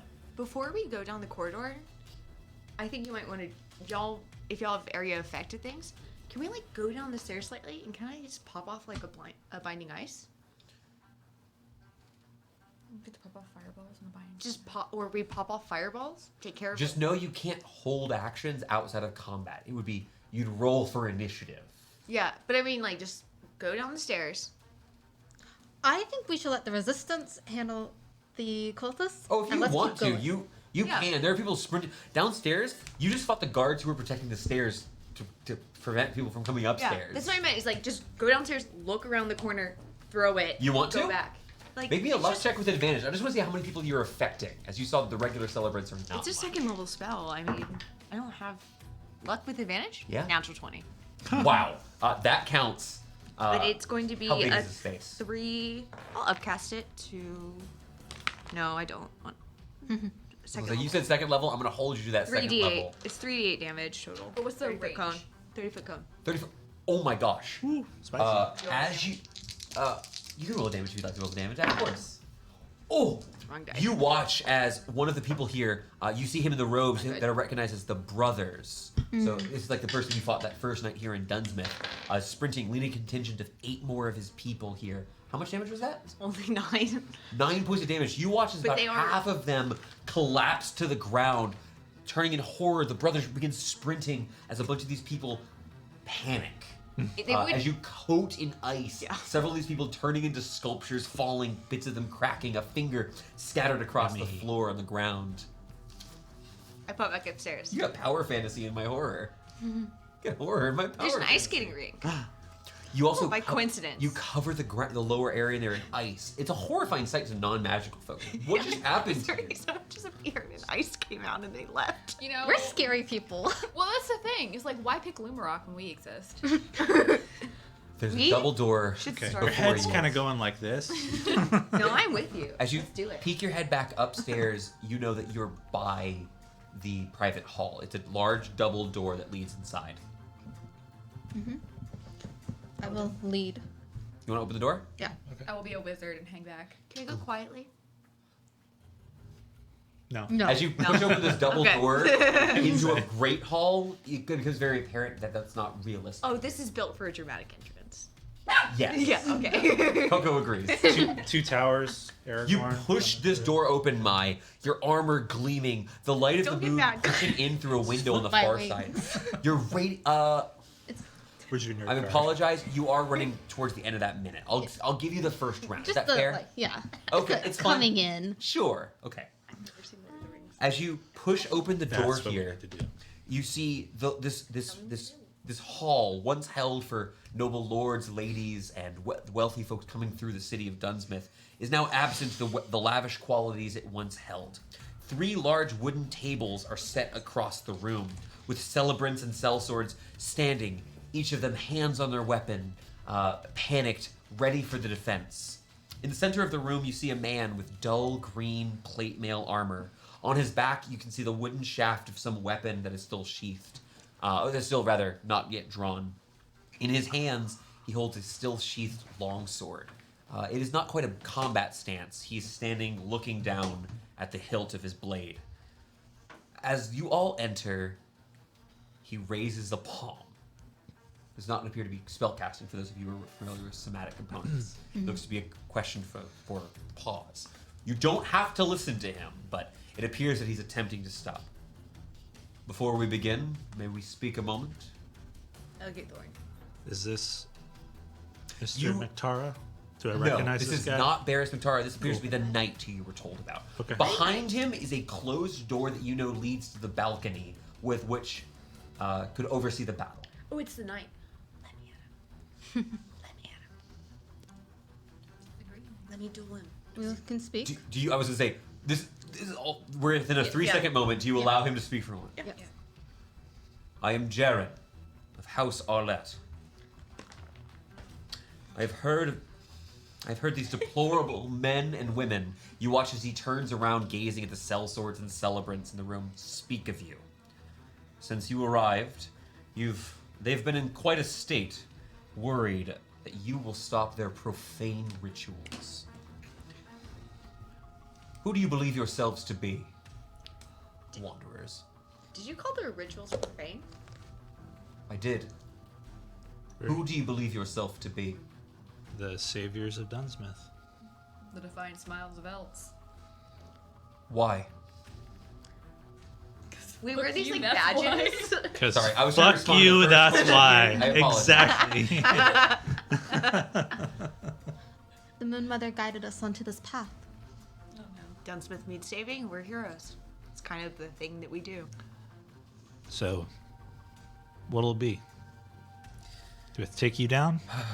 Or will you come quietly? I am bound to honor my word. That's And unfortunately, I have sworn myself to protect Lord McTara with all of my strength. Wait. Why are you bound to Lord Tara? Yes, he's a sellsword. Yeah.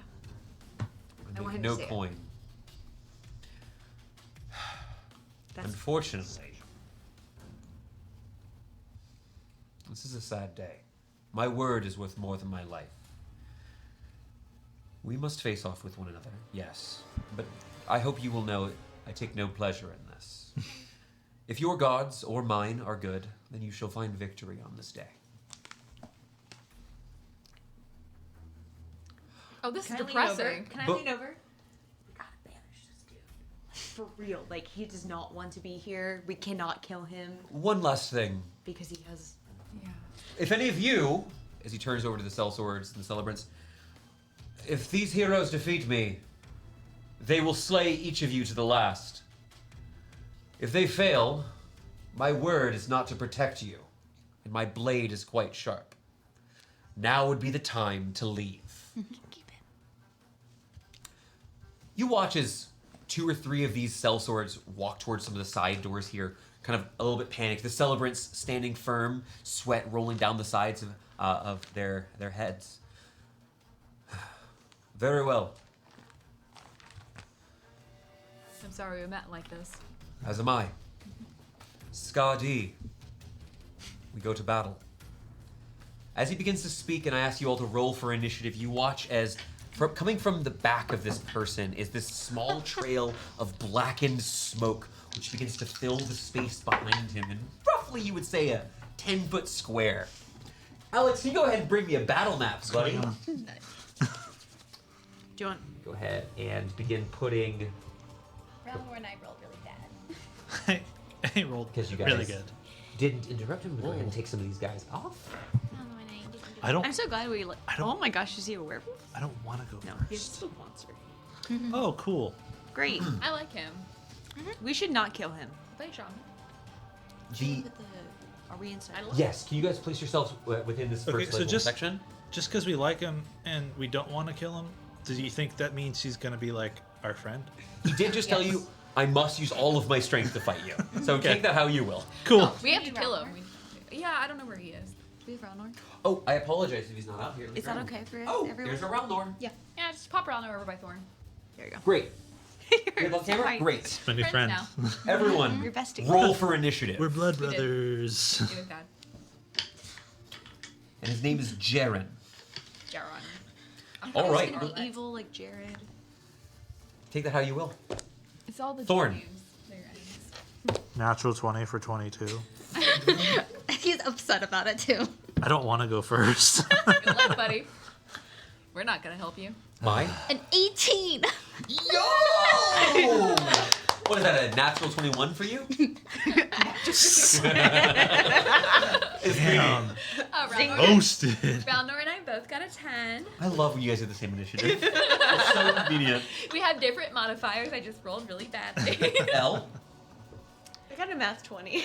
Nice. your next modifier is higher than Jaren's. That's really so good. L. Yeah. Ralnor also rolls with advantage, by the way. No, one, the happiest I've seen someone about an 18 ever. The saddest I've ever seen someone about a natural 20. I want to go first. You look anguished. Perfect. I can put this right over here for me. Oop, can you move that beard just a little for me? Thank you, Chloe. Appreciate it. All right. A lot of dice here. I apologize for that. Okay, we're gonna start the initiative off. Again, if you get any questions about what's going on, please, you can use skill checks, perception, all that stuff on your turn. We're gonna start with Thorn, and then L is on deck. Thorn, you have the drop. You watch. He doesn't seem to do any. There's no magic effect that happens as he draws out this blade. Again, he's got dark green armor, a large necklace around, a large necklace with what looks to be a clear crystalline object at the edge of it, like a sort of amulet or bauble here. And is drawing out a longsword. He also has another weapon on his back right now. But you have the drop on him. Behind him, this humanoid-esque creature made of billowing smoke and wind forms behind him, almost having a maw about it that pushes out. This creature, Skadi, moves behind him.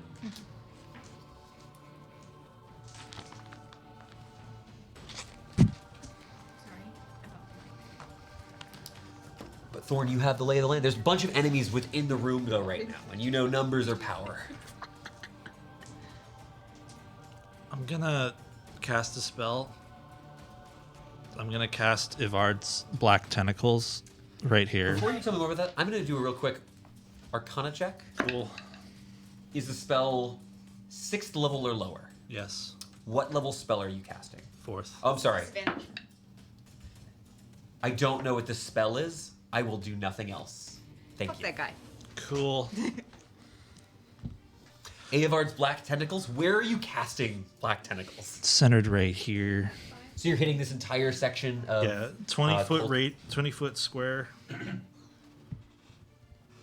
So you could hit, it looks like everybody but this guy if you wanted to. That's cool. Is that good with you? Yeah. Does anything happen immediately? Sorry. You're good. Take a minute. Jesus. Squirming ebony tentacles fill a 20-foot square on the ground you can see within range. For the duration, these tentacles turn the ground into an area of difficult terrain. When a creature enters the affected area for the first time on its turn or starts its turn there, the creature must succeed on a dexterity saving throw or take 3d6 bludgeoning damage and be restrained by the tentacles until the spell ends. I'm going to mark that by putting them prone, potentially, just so we can track all those enemies you just put in there.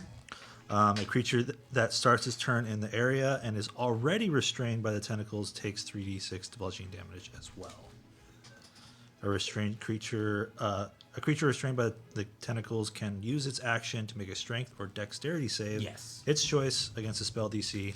On a success, it frees Immediately, this entire area, all of the sellswords who are marked by these like spears and shields, and the celebrants are entangled in this inky black tentacles. Except for this one, I would mention this one's out of the radius. To be clear, you can still see them. Yes, It's not like you guys can see darkness. them just fine. It's a dollar less spell. The only people who have cover are the people who are fully on the other side of tables have partial cover from you guys. The tables themselves, some have like holes ripped as a few of the tentacles burst through the table. You've taken this spell and are pushing through here. This looks particularly effective in this scenario. Cool. Is that it for your turn? Any movement? You good to go? That guy that is still outside, I'm going to use my bonus action and shove him into it. This guy.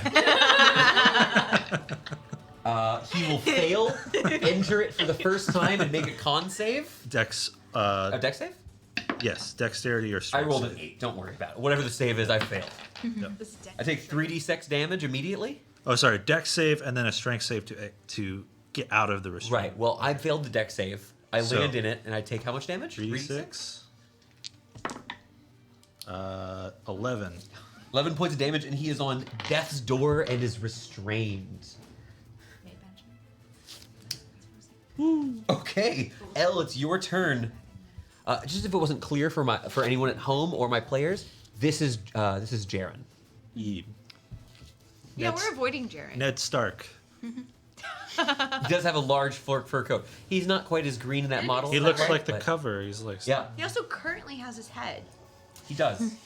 Spoilers. "Holy For shit." season 1 of Yeah. Game of Thrones? Elle, it's your turn. Mai is on deck.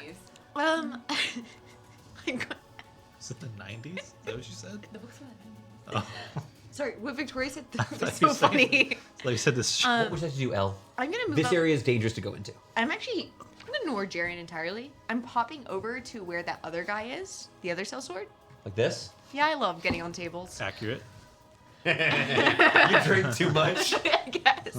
I was meaning to reference dueling, Yeah. but You okay. leap on the table, striking down at this unprepared Two merc. attacks. Elle's a party Sure. girl. One of those is going to miss, it looks like. 13 is gonna miss, but a 13 26 will hit. 26 absolutely hits. Are you weapon bursting? Oh, you know what? I gave one turn left to Mai. I'll give you this a couple of turns here because you actually activated after Mai did. Yeah, I was like, I think it's been less than a minute. You're we walked down a fine. hallway. Yeah. There was no planning phase. Ooh, a 12 on that Radiant? radiant damage, and then 10, So how much damage total though? 22. 22 points of damage. Is this a sellsword? This is a sellsword. As you, I'm sorry, this is a sellsword, not a celebrant. 22 points of damage as you strike down on him. He's on death's door, this incredibly injured man. You slash across his chest. He's not able to bring his shield up to bear. I'll dare you to swing back. I like that quite a bit. Give me an intimidation check. Just, a little check here. Intimidation? 12. He looks horrified. It seems like it maybe was effective here, but we'll have to wait and see. It is Jaren's turn. Where did my stat block go? He must have died or something. Jaren beat mine on initiative? He has a 20. He I have matched with 20. me, and we have the Dang. same. I'm sorry. Oh, I'm so sorry. Can I have a natural 20 on my log, please? Oh, okay. Sorry about Is that that. a natural 20? Yes, I don't have a dex modifier. Roll a 15. He's going to take a step forward. Sorry, hit the mic. As he begins moving forward here, He's getting six- towards Mai. Started his turn, so he makes the deck save. Oh, I thought he wasn't in that. I'm so sorry. I thought you said everyone except for that 20 guy. foot square, so it's only a 4x4 square. Oh, okay, that's fine. Yeah. I thought you hit all of the generics. I was confused. That's cool. Is that because we can move it if you'd No, rather? totally Okay, cool. It half the room of all of his allies are gone. Did he pass by me? No, because he moved from here to here. Okay. He's going to take a few steps forward up towards Mai. And you see Grim Face as soon as it's initiative roll. It doesn't look like he's enjoying this. Is going to swing twice with the longsword. He drops the sheath to one side. As he approaches, you can see that on his back, you see what looks to be a sphere. A spiked sphere moves ever so slightly. He has a heavy flail on his back. But he's going to start by going ahead and making 2 swings at you. Okay. Chloe, I need you to look. I need you to look. Wait, what? Are they 2 nat 20s? I need you to add 2 natural 20s to my my thing. Oh crap. I thought I was Okay. doing Never mind. well. Hang on a minute. With my reaction, Yes? I'm Yeah. going to cast the spell Silvery Barbs. Yeah. What happens to Silvery The Barbs? Silvery Barbs, I'm going to give you disadvantage on one of your attacks to give Alilier advantage on an attack. Second one, Thank you. I rolled an 8. He misses. Okay. So You only get 1 crit. Okay. You watch as he brings his blade up. It begins glowing with this radiant light. Not quite the same as L's. Would you like to use your reaction? No, radiant light. How's it feel? Radiant light here. He is going to Divine Smite on this attack. Okay. I'll roll the damage separately. It's whenever an enemy succeeds. So, for example, it is 10 points of Conditional. slashing damage, That's kind of condition. and what would be Yeah. 6 points So- of radiant damage. So 3 points. So I'm 3 resistant. points. You resist the radiant damage as he strikes down with you. You watch then as he pulls back the blade, bringing it close to his face in a sort of defensive posture. He begins muttering to himself arcane words and begins casting a spell as a bonus action. No. It is 3rd level or lower spell. You would identify quickly. Didn't you already use your reaction? Oh shit, I can't do that. You're right. Silver bar. It's a no, dog. Are we good? I'll counter You're gonna spell. say no? I will say this: it's a low enough spell where you do identification for free. I- Arcana to identify this. Can I identify it? Yes, please? Arcana DC 12. So we have house rules for how you do spell identification. Already said no. 15. 15. This is the spell Invisibility. I already said. He said no. Nah, dog. No. He said no. I'm not counterspelling. I He said said. no. Oh, He I cast think you're no. not doing anything. Yeah, Counterspell. No, I said Oh. yeah, counter spell. Counterspell. Yeah. You watch for a moment as the man turns translucent and the spell shatters. He turns to the side, identifying another caster. One had 2 reactions. I apologize. I misunderstood what you all meant by good. not. Yeah. As he quickens, I won't. you watch as he quickens the invisibility spell. Son of a bitch. This apparent paladin comes back up in a defensive stance and readies himself. Great. That is then going to be He's a- Mai's turn. He's the spicy kind of pal. He's a Sorkadin. I'm gonna cast a spell. Okay. What levels? Sorry. Nothing happens. Okay. Can you make me a charisma saving throw? Yeah. Oh, this is what I was saving my bicycle for. 22. Yeah, you pass. No. Anything happen? No. All right. As you reach out, pushing through, you can see his will strikes back against you, and it does seem that he's particularly good at this thing. All right, I'm gonna action surge because I don't want to waste a turn. Okay, and you also can move around him without provoking if you want to move more into the room. We Or do you know. like where you are? I like where I am. Okay. We now know he's a sorcerer, so charisma saves. Yeah. Also a paladin. Also a paladin. Yeah. I just had to try. You would say he's charismatic. Yeah. That's I guess I'll dark. kill him. Okay. All right.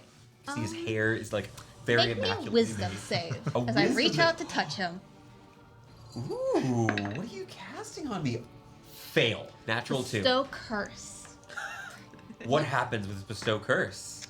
You don't move. You're Dealer's choice. Your choice. He does not have legendary resistances. He does not have legendary actions. This is a person. He's just a guy. Just a guy. Just like Ned That's Stark. all. all right. Just like Ned Stark. Just a girl. Just One like curse, Ned the target has disadvantage on. Which cat curse are you picking? I like that.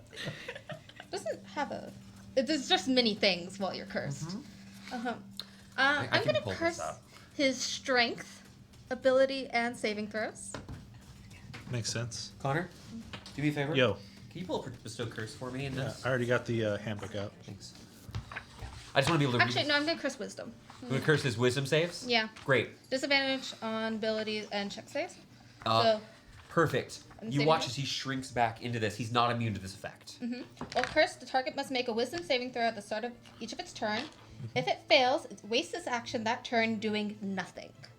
While the target is cursed, your attacks and spells So- deal an extra 1d8 necrotic damage. Of the bullet points, you choose one of them. Yeah, you just pick I'm one gonna do- thing. So you're doing the wisdom? You want to do the wisdom or the save. Yeah, so You each of pick these a you curse. pick one. You don't get all of them. Okay. Choose the nature of the curse, the following options. I So want you the choose one. save and The save? So I make a wisdom save each turn to see if he does nothing. Yeah. So, I love okay. it. Yeah, Makes But sense. does his wisdom also get that, or is it just No, No. you only get Okay. one of He them. just makes a There's save hex every him turn. that can stack. no? Because Hex Hex is not is saves. checks. Oh, Hex is Hex is Hex is checks. Checks, yeah. Yes. So this is Bane better. Is the spell that would you need to The stack one with you this? Okay, perfect. both You want to imbue him? Hey, he's not crazy in wisdom. This is a great idea. I like this. Okay, you reach out, cursing this moment. So I would like a luck check from. you just went. Did I go? I have an 18. Yeah, you did. You went before him. Yeah. Yeah, You you had went the before. spell. Sorry, we've only had 2 players go before. I'm so confused. You were so ready to move round 2.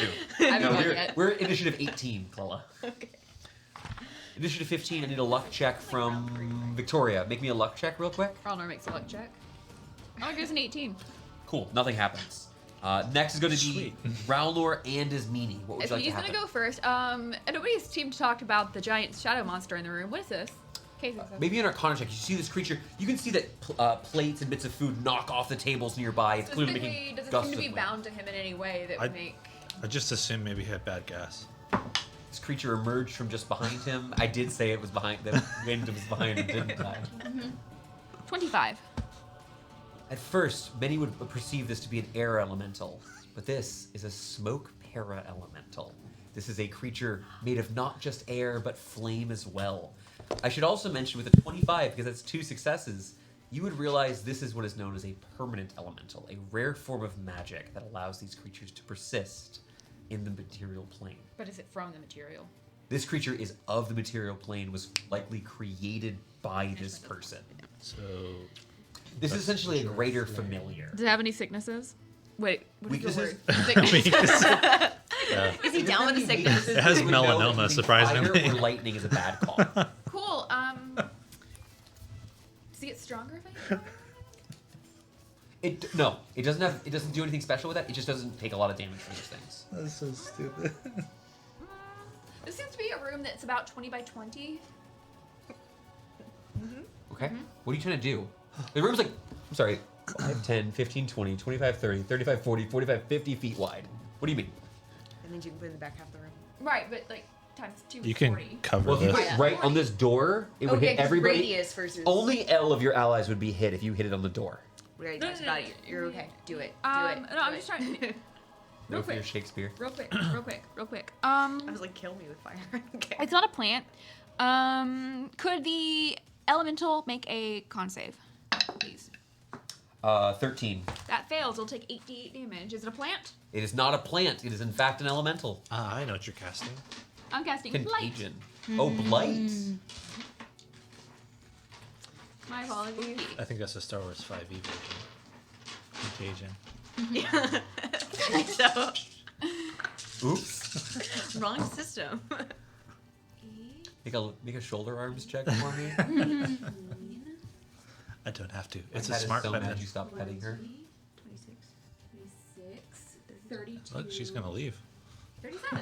37 points of damage. 37 points of damage, She just all got of it. which Stop petting her. seems effective here against the creature. You see Scotty roars out pieces of No, the I have my own wind. cat at home. Scotty. This imbued tornado seems to lessen. Shut the fuck up. Seems to lessen ever so slightly. And you also have Roundlord's turn. Yeah, Ralnor's gonna go attack the elemental. I need to make a dex Bring it save. up. Bite the air. I get a 26. For what? There was no Fire- fireball. I did blight. Did you missed the point. I was zoned out. Yeah. There's a natural 20 in there, so I need to roll another d12. Also, his weapons are magical, so it ignores none of this damage as he The leaps lowest is a through. 19. All of those are gonna hit. Great. That'll be an 18 plus another 8. It's a 29, 31, 44 points of damage. Ouch. The creature looks. Mark Ralnor down for natural. I got it. Everybody's rolling Rowlor hot. leaps into the air, and for a moment, you realize Rowlor's never moved so effectively here. As he fights against an elemental, something unlocks within the creature. He leaps up, biting and fighting with it. For a moment, he's held up in the air by the torrential winds of this creature who has yet to act. And as Rowlor sinks his claws into it, you watch as the portions of the tornado do not mend as he slashes before stamping it out as the creature itself, no longer combat effective here, whisks itself beneath one of the tables, not more than a wisp at this point. And Scotty is defeated. Ralnor's chomp was the crit. You just did over 100 damage. Sorry, to the creature in total. One-shotted him. Yeah. Between Ralnor and I, we made Hey it man, pretty I've painted effective for team. things that lasted less long. It's fine. I didn't know that's what you were painting. Here, I'll pass this thing around. I have cats. This Oh.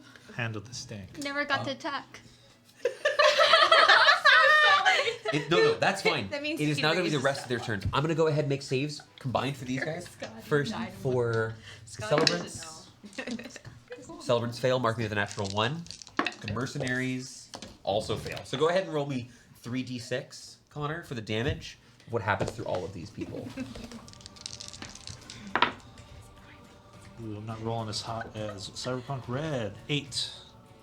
8 points of damage. Nice. Not only does a lot of damage, but you watch as every single person within your tentacles is pulled down. It reminds you of the moments when Dunsmith was first attacked, as they're drawn into this point, being their power siphoned away. That is these guys over here. One of the mercenaries is going to charge Laurentius, and the others. Makes this is not- sense. oh my gosh! What have I done? Killed Going me. to tackle L. Does not provoke where he moved here. There are going to be 2 attacks on L with advantage here as the 2 of them begin moving nearby.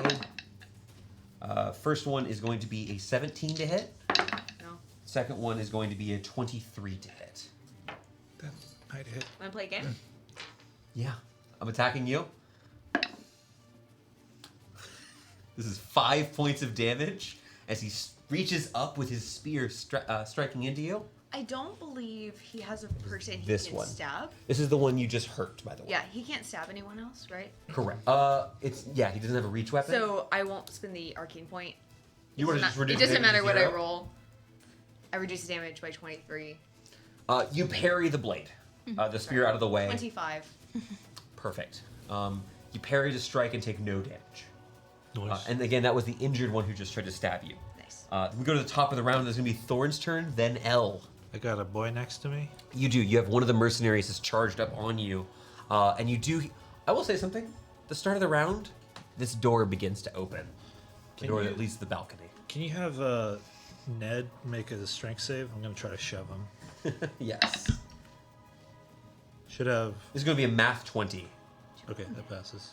What was that? Oh, He Ned. keeps calling Jared Yeah. Ned. Yeah. Sorry, just. Yeah, I know. And then I guess I'll just take a swing at the guy next to me. Perfect. Not a problem. You swing down on one of these cell swords here. You got extra attack. You can swing... You don't have extra attack. I don't, but I got an actual 20. Amazing. Was this a booming blade swing? or Yes. Okay. Yeah, sorry if I didn't specify. You didn't, but that's okay. You've always used booming blade. Yeah. Or I guess green flame as well. Do I double damage? So you double all the damage dice, yes. You just don't double the number you add, it's flat. Right. Ouch time. Oof. That's 8, 9, 10, 20, 21. 25? You said 21? 21. 26? 26 points of damage is going to be enough to strike down one of these mercenaries. Nice. I'm just going to drop this off to the side, actually. Crits on Booming Blade are really good. Because the movement are really good. The shimmering field around him still wavers even though he is unconscious and dying. Anything else on your turn, Thorn? That was action, bonus action. I can't do L, it is your turn. You're on this table. You are currently surrounded. I have advantage on my next swing against Jared. Not Jared. Jaren. Jaren. Okay. So I'm going to hop down on the Oh, table. against anybody. Against anyone? Yeah. I don't care. I'm going to hop down the table and take the attack of opportunity from the weakling. Okay. And I'm going to bonus action imbue. And you can choose when you want to do it as well for a minute. Do I think necrotic damage? Do I think? He's Yeah, necrotic damage will work against this paladin. Make me a religion check. 21. Unless you don't know for sure if he's had some sort of magic cast on him, but that would be all it would. There's no reason to think, unless he's cast a spell to do that, he would resist necrotic damage. Okay, I'm gonna take 2 arcane points to imbue a third level spell into my weapon. Then I will swing with advantage at him for my Okay. first one. You get advantage always because Maya has her staff out. Oh, Melee You weapon. can save your advantage for the next minute. Yeah, this is just free advantage. Oh, next minute. I'll just take the. Okay, then I'll yeah, save it. you have free advantage on both your attacks this turn. Dang, no nat 20, but It's a 29. Great. You hit. He turns around trying to parry, but is not quite able to get there in time as you strike against the weak point in his armor. Can I go ahead and try to make my second swing Yes. to roll both damage? And it's another advantage. Because, Yes. 24. 24 also hits. AC 19 on this guy. He's got upgraded armor, looks like. I apologize. He brings up the pommel of this flail on his back and tries to block, but you are still getting some hits in on him. Oh my goodness. He does not resist the radiant damage. 22, 28, 31, 6 times 2 is 12, 31 plus 12 is 43 points of damage. 43 points of Any- damage. any of A this one. massive hit, and he's resistant to none of this. Oh, I'm sorry. I also forgot to include Vampiric Touch in that. Yeah, great. Go ahead and add that. You only add it once. Yes. I will tell you, he is not. Another 3d6. He's not going to be bloodied quite by that hit, but it's a big hit. 6. Look, it hurt him quite a bit. Can you add 8 more points of damage? Sure, not a Or problem at all. 7 more points of damage? Not a problem either. You clean 50 in your total. Nice. Not the You most strike I've down. done. Not the most. That was a pretty low one, but that's okay. That's okay. That is going to be Jaren's damage. turn itself. Make me that wisdom save. I will make me a wisdom save. I need you to put a natural 1. You see Nothing. that he draws out his blade, hefting into the air as he tries to find the words. It catches in his throat as the curse afflicts him. He has a decent save, but not enough to beat a natural 1 because he can't. Dang. Very good. That fully takes him out of the fight. That is then going to be Mai's turn. Mai, what would you like to do? The paladin before you, this knight in green armor, is now he's frozen up from the curse. Is the curse concentration? Yeah, it is concentration. That's part of my problem. Yeah, I bet. Oh no, I defeated the boss. Make me a dex save. Sure. He's not doesn't have a disadvantage. He can still physically move. 6. Hey. 14. 19 points of radiant damage. 19 points of radiant damage. Another solid hit. He is roughly bloodied, you would say, where he's at. Take his head. Also, you've done 69 points of damage to him overall. Nice. Nice. Nice. That was my health last level. Hell yeah. Nice. We need a nice emoji. I think. We do. Like, I think we say nice enough. Mai, is there anything else on your turn? You want to move out of his threat No, range? I Let want him to hit? keep giving Yeah, I thought you might. L advantage. That will then. I'm going to need another luck check this time with disadvantage. Let's call it from Thorn. Disadvantage? Disadvantage. It's not fair. Yeah. Bring 6. some buddies. That'll be enough. Friends. The door opens and Lord Barris McTora steps out. Nice cape. Billowing cape. The man steps out. We His grabbed eyes, him as soon as his eyes are wild. He stands up straight. You remember the man hunched over slightly, occasionally walking with a bit of with a cane. Now in full celebrant regalia, a breastplate adorning his chest. He hefts a sword in the air. Where's the other one? Yeah. Crazy lady. Miss Mary. I thought she was like a Mary, drow lady. quite Sister contrary. Sister Neth? She's not a drow. She's Not a good drow. at healing. Not a drow. She's a human. Slay the apostates in Lumarok's name. Yeah, live with rocks. True belief? I think so. Are you an apostate? I'm not an apostate. I think we're all apostates. I think, yeah. It is Barris's turn. Let's see how much he moves. The opposite of an apostate. Depending on who you ask. Uh-oh. As he makes a few steps forward, he is going to strike down. First attack is going to make a longsword attack on L. No advantage, just a normal longsword attack. There's going to be a 15 as a miss on you. Oops. Huh? Dang. Second attack is going to make it with the same weapon. He only has multi-attack 2. It is going to be a 23 to hit this time. I would like to use a short rest ability to make a to use the reply to make a melee attack with advantage at this target. I love that. Now, I will say... You do your damage first. Right, I do my damage first, so I need you to make me a strength saving throw. Yeah, this is the hard part with this. So we don't like this. 21. Oh. 21 is a Fine. success. You are not knocked That's prone, good. but you Better be a do take success. 12 points of slashing damage. I'm As he fine. strikes down against you, you quickly whip around, taking the blade of this, taking your blade in your hand and striking back at him. Make your attack roll. Vampiric Touch is a healing spell. It literally is going to give you health back for doing this. And do I get Vampiric Touch on this? From the reply, you do. Okay, so I will roll first. Natural 20. Come on. 21. That does hit. I did roll a not one in there. Doesn't count. He's wearing. So I said his breastplate. I should mention No. breastplate is part of plate mail. He's wearing plate armor. Anything separate? Nope. Oh, I'm so sorry. What is your? You have radiant. Radiant, necrotic, and piercing. Necrotic does nothing. 0 necrotic damage goes through. So I will not be healing. You will him. not be healing, but you didn't know that beforehand. Okay. So it's going to be Ah, crap. This meeting's kind of useless. 18. now. 18 points of damage against Barris is effective. He strikes down against you. You filth! You defile my halls. Pretty sure fire still kills zombies. Okay. Did You he can look s- hurt at all? Not terribly. It looked like it worked. As you stare at him, he has a collection of these small leather cords wrapped around his neck, each with their own crystal that is hanging from the edge of it. All of these different pieces here, each of them look like they're very similar, mostly transparent. They're not like gems. They look like they're solidified versions of some sort of like concoction with slight offsets of them. These are not like bleeding emeralds or anything like that. They do look they have some sort of effect. That was Barris's turn. We'll then go to Roundlor and his meanie. Cool. Rounder's just gonna go first and chomp chomp on Varys. Hey. You want him to stay where he's at? Sure.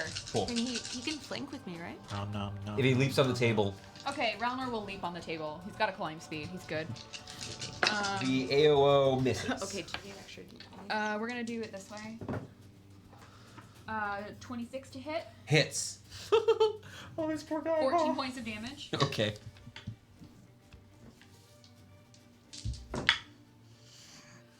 Um, 28 to hit. Yeah. AC 18. just so 16 you points of know. damage. 30 so far, guys. And another 11 points of damage. So 41 points of damage. Ooh, Good spicy. job, Roundler. Good job. Very solid hits, not bloodied. Barris is like as you striking down. Give me an Arcana check as meanie as you see what's happening here. I'm not pulling anything. 25. 25. As he strikes against you, turn your head and you do see, as you hit Barris, you would recognize the magical effects. One of the crystal flashes briefly on around Barris's neck. The same crystal, the one crystal he's wearing on the other opponent here, Jaren, flashes. There is a warding bond that has been established. Oh, they got married? He's taking half of the damage that you deal Gay to people can be Barris. able too. True. This is not a marriage thing. I need to clarify for those at home. And a few No. tarot colors. I'm This is the spell Warding Bond. Yeah, I prepared the Essentially. spell. I heard the word ceremony. But yes, you would know that half that damage, roughly, went to Jaren, not to Barris. So Barris took less damage than you expected, but all of it happened. great. Now for his meanie's turn, I'm just gonna do a scorching ray because it feels like fun. Gonna do a fireball. You are currently in melee with someone, so you have disadvantage. You are in melee with him. Oh, I'll move. Where do you want to move? Move me to the barrel, the corner barrel. Here? 21 Yeah. to hit. That'll hit. I am going to go ahead and smite with this attack. Okay, cool. Smite me, mighty smiter. So it's going to be 14 points of radiant damage and 9 points of slashing damage. 23 overall. He strikes against you. Yeah. You're able to move further away from him and make your scorching ray. Is that on Barris? Found Barris. Okay. 18 to hit. Sorry, Vigil. 2 hit. Okay. So you strike against him. 11. You see a flash from one of these crystals. He is resistant to fire damage. 11 Fuck points. this guy. 11 points of damage. halved have to it. 5, halved again Because of Barris. because of Barris. Yeah. His warding bond. Jaren. Great. Half from fire resistance, Yeah, and yeah, yeah. half the damage goes to. I'm thinking. Okay. That's just what that like weird Oh, twitch perfect. was. That isn't going to be the enemy's turn. I'm going to go ahead and make their. They automatically take 3d6. Yep. And they could take 3d6 more. Is that my? Am I correct? They have to make their save to break restraint. Okay, but I take 3d6 because they started their turn. Right. automatically. Restrained, yeah. They all fail. 10 points of damage each. 1 sec. Do you know? Table is destroyed. I know. It worked out perfect. Actually, I don't like the texture. Fair. I can get you a smooth car later. Like as a treat. That's 10 points of damage. These guys, all of the mercenaries, look like they're on death's door. They're struggling through it. Okay. Now I can make a strength check to get through here, right? strength or dex, your choice. Strength. Cool.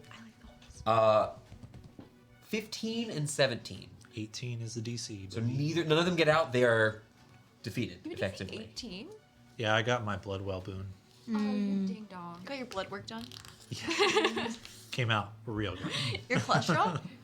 That is. My LDLs are We're really at the top good. of round 3. Thorn, it is your turn. You see these folks here, look, they're on their last legs here. Okay. Rowlor is not being hit by the attack.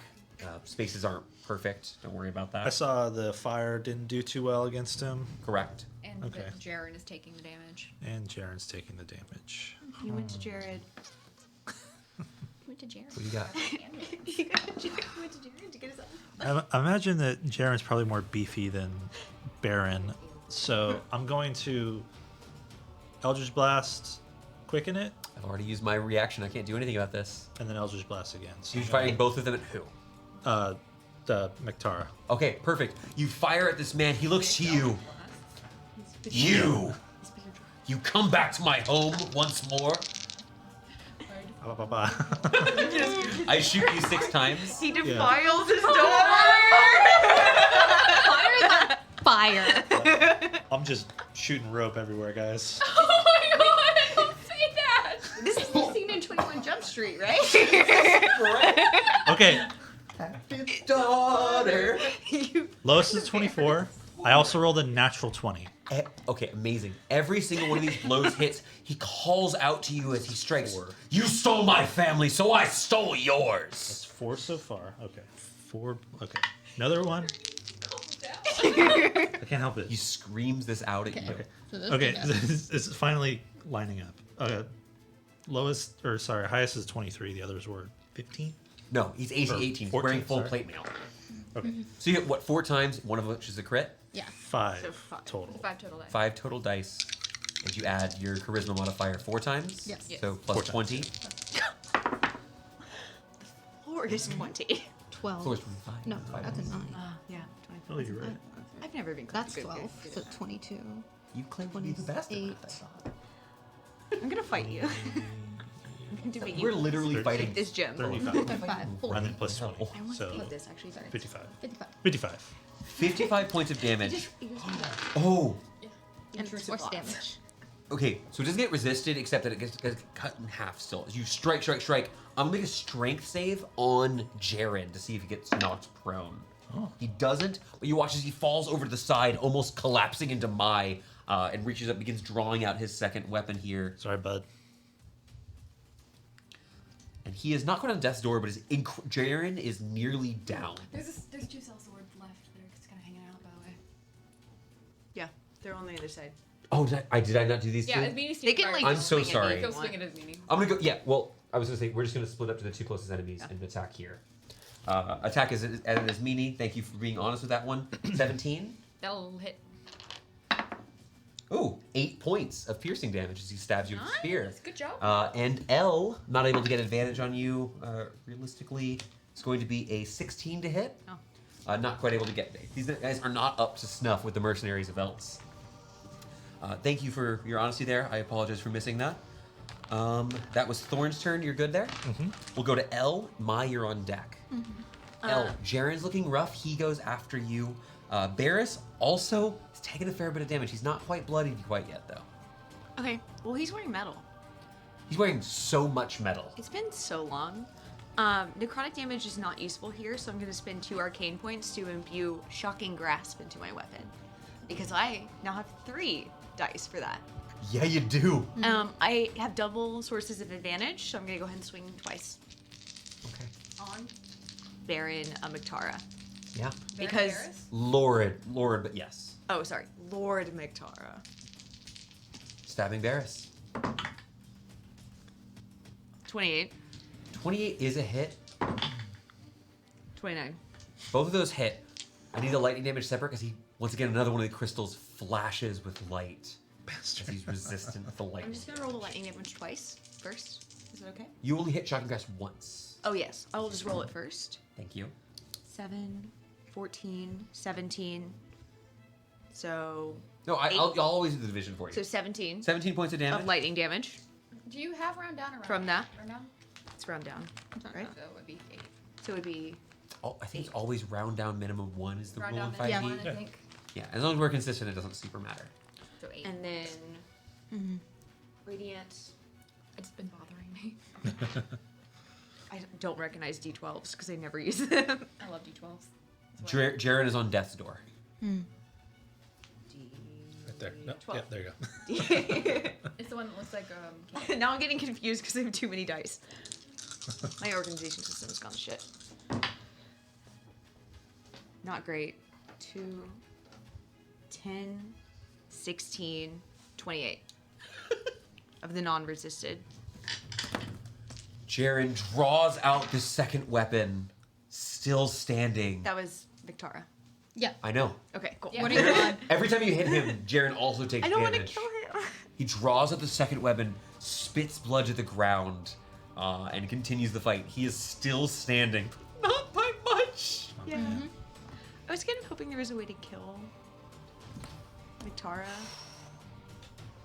He has to whip around. Seeing you attacking him directly, he turns around, weapon in hand. A flail, as a reminder, he's gonna make. I know to make my save. A flail, this elongated wooden shaft with a chain and this spiked ball at the end, spins it through and is going to attempt to swing down at you. First, I will make my wisdom save. 19. You pass. I get to attack this time. Yeah, but I'm gonna warding flare. your I have attack. disadvantage on my first attack. Yeah. I'm going to combine 2 attacks. The first one is going to be with the flail, which I'll have disadvantage, and the second one is going to be with my longsword, okay? on 2. This is on Oh. the Lilia, excuse me. The flail is a natural 1.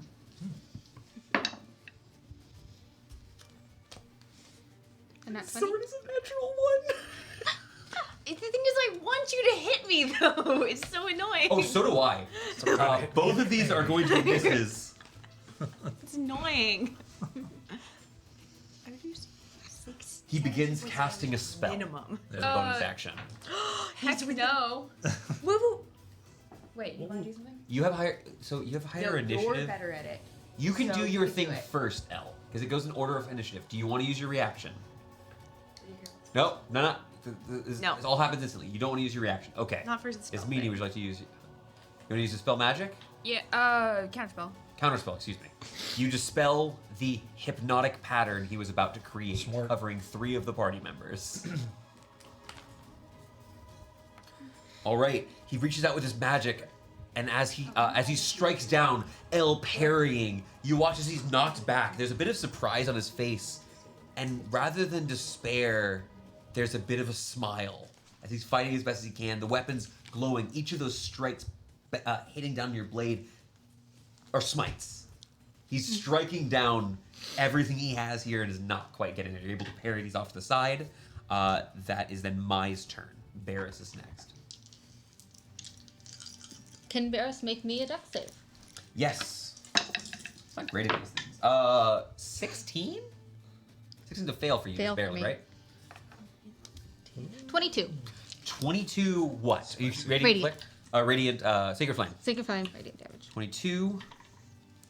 As you reach out with this holy light, you watch as Jaren, taking his blade, his strength sap from him, drops the heavy flail, second hand of the sword, striking his Lilia, excuse me, parries once, parries twice. As he raises his blade once more, the crystal around his neck shatters with this radiant light as he collapses to the ground, his strength sapped. On the other side of the room, you see Barris as well. The same crystal around his neck breaks. A few of these others, each of them that have glown and flashed with these various things you've seen here, still dangling around his neck. Doesn't look like the other effects have been dispelled by this. But Jaren is out of the fight. Okay, anything else? Bonus action? Anything like that? No, that'll be it for me. You have eliminated one, and the other person is bloodied.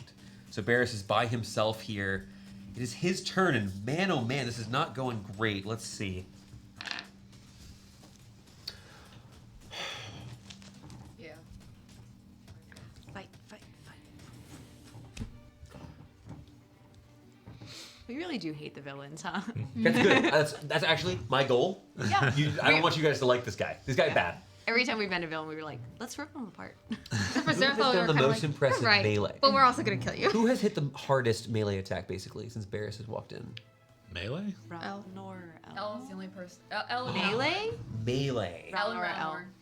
Oh yeah. Because you've been doing one- Eldritch Blast. Yeah. I want to use you then for this. Do it. You watch as he turns towards you. This isn't a spell, but it is a charm effect. Is something I should mention. I need you to make me a charisma saving I have throw. advantage on this. You do. Because I am You watch as one of his palms ignites in this like violet glow around it, and as you watch the lights themselves, 14. 14 is a fail. First things first, you are going to take. Oops, Very it's not- charismatic. That's okay. It's okay. You take 12 points of I know, I psychic feel damage. 12 points of psychic damage, and do you have your reaction? I do. I need you to use your reaction to move half your speed and make a melee attack against a random ally that you can reach. Okay, roll for it. Yeah. Yeah. D6. 1, 2, 3, 4, 5, 6. True. As you were 1. befuddled. Yeah! Even when I don't roll, it's against Culling. You use your That was reaction. actually my Star Wars die. You do not provoke from this. I think it makes no sense in this instance. And you make a single melee attack. No extra. You don't have to use any extra effects. This is just use your melee. You have your weapon burst. But yeah. Okay. Not with advantage. Not with, unless you have advantage. Are you flanking? No, I'm not going to use it. Yeah. 19. That's a hit. You quickly, Elle, from your point of view, you see this flash of light as Barris flies through the air towards Thorn, ready to slay your friend. You leap towards Barris, striking down, and a moment later realize you've attacked your friend. 17 points of damage. Okay. Nothing. How That's much? pretty What's low. the con save for that? Is it just a D10? Because it doesn't break 20. Because it doesn't break 20, it's just DC 10 if you're concentrating on a spell. Okay. Oh, we good. Great. The spell continues. That was the first of Barris's 2 actions. Can't I do still math. 2 attacks. Took my reaction. He did take your reaction. Gosh. Yeah, he doesn't know. He's in a turn to make a melee attack against Rowler with a non-magic sword. He turns around, swings, hits, 23, Oh yeah, it'll hit. strikes against Rowlor, bounces off of him, the shrill sound of metal hitting a much harder surface. That's the end of his turn. It's going to be Rowlor and his meanie. Ralnor's gonna go first. Rowlor's going to go ham, let's be clear.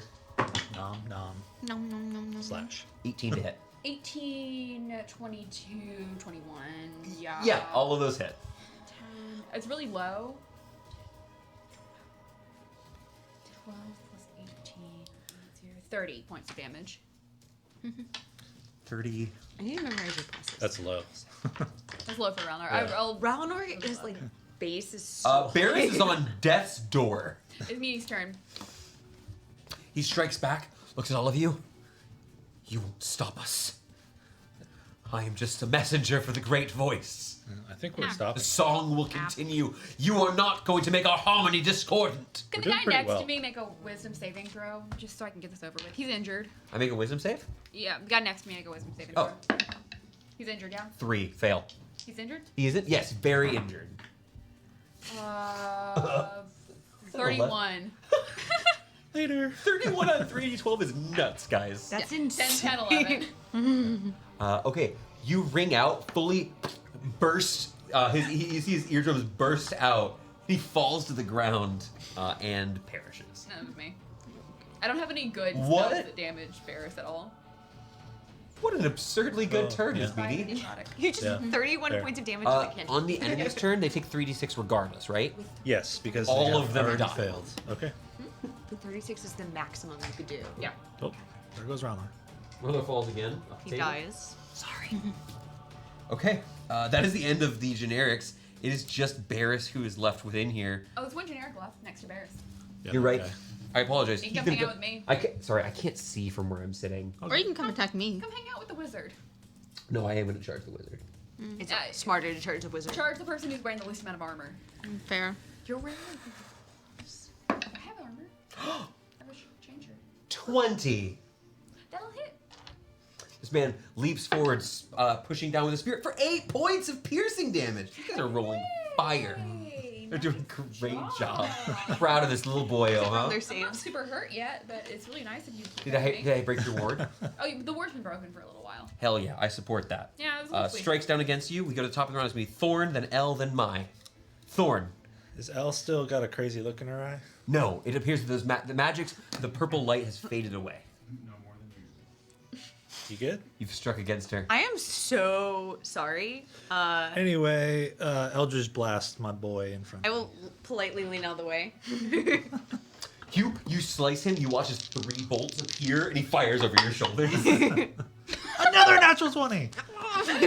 Same die. Does a 19 hit? Yeah. Okay, so the lowest is a 18. 19. So that's 4 dice. Yeah. 4 dice. Who's the other person, I wonder? She's either in the courtyard or she's in the. She's just dead. No, she might be in the rift. 19, 27, plus 15. 42 points of damage. You reach out, and as you pull back your hand, you feel a clawed hand moving in parallel with you. You feel this other force within you as you shunt forward with this magic.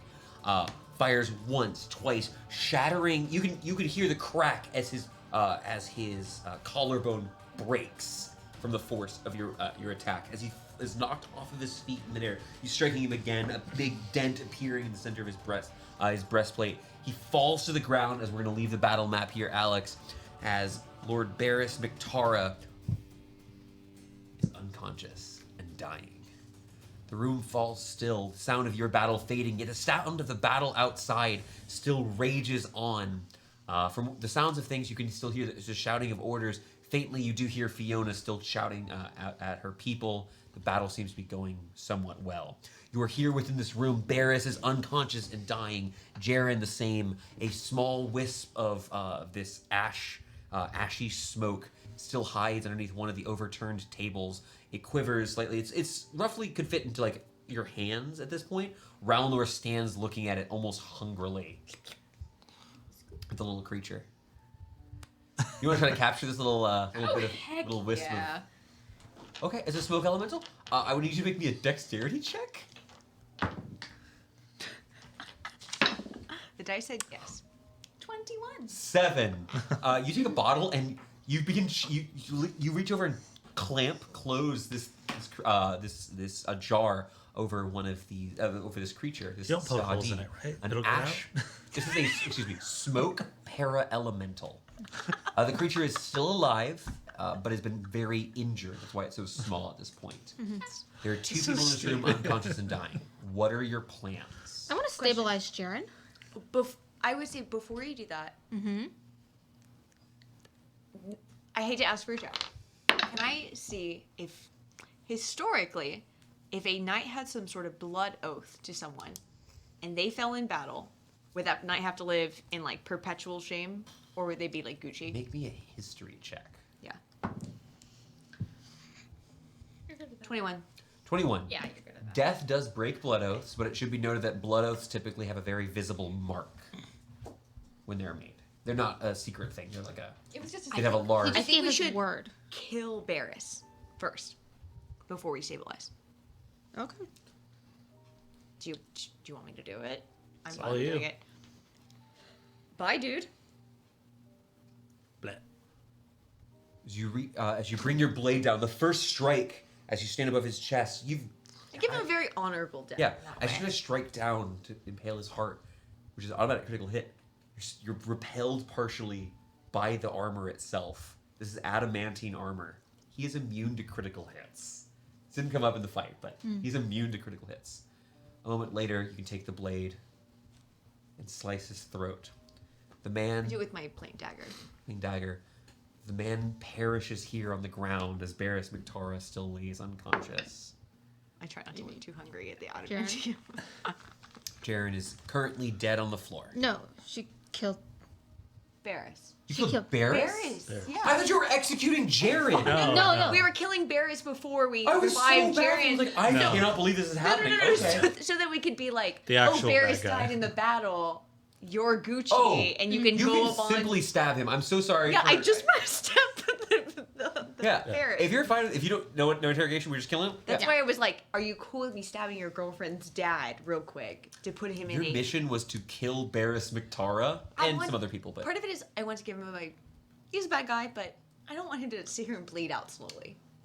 It's a more humane death. To I'll let you just know, give. Jaren has failed 2 death saves in that case so far. Okay, go. An 11. 11 is a success here. She takes some time to begin stabilizing this person, bringing out a salve, begin to cover his wounds. You can see that it doesn't look like your hits were as much damage as he just siphoned. All of his power was being siphoned through this now destroyed crystal around his neck. The magic within them seems to have faded at this point.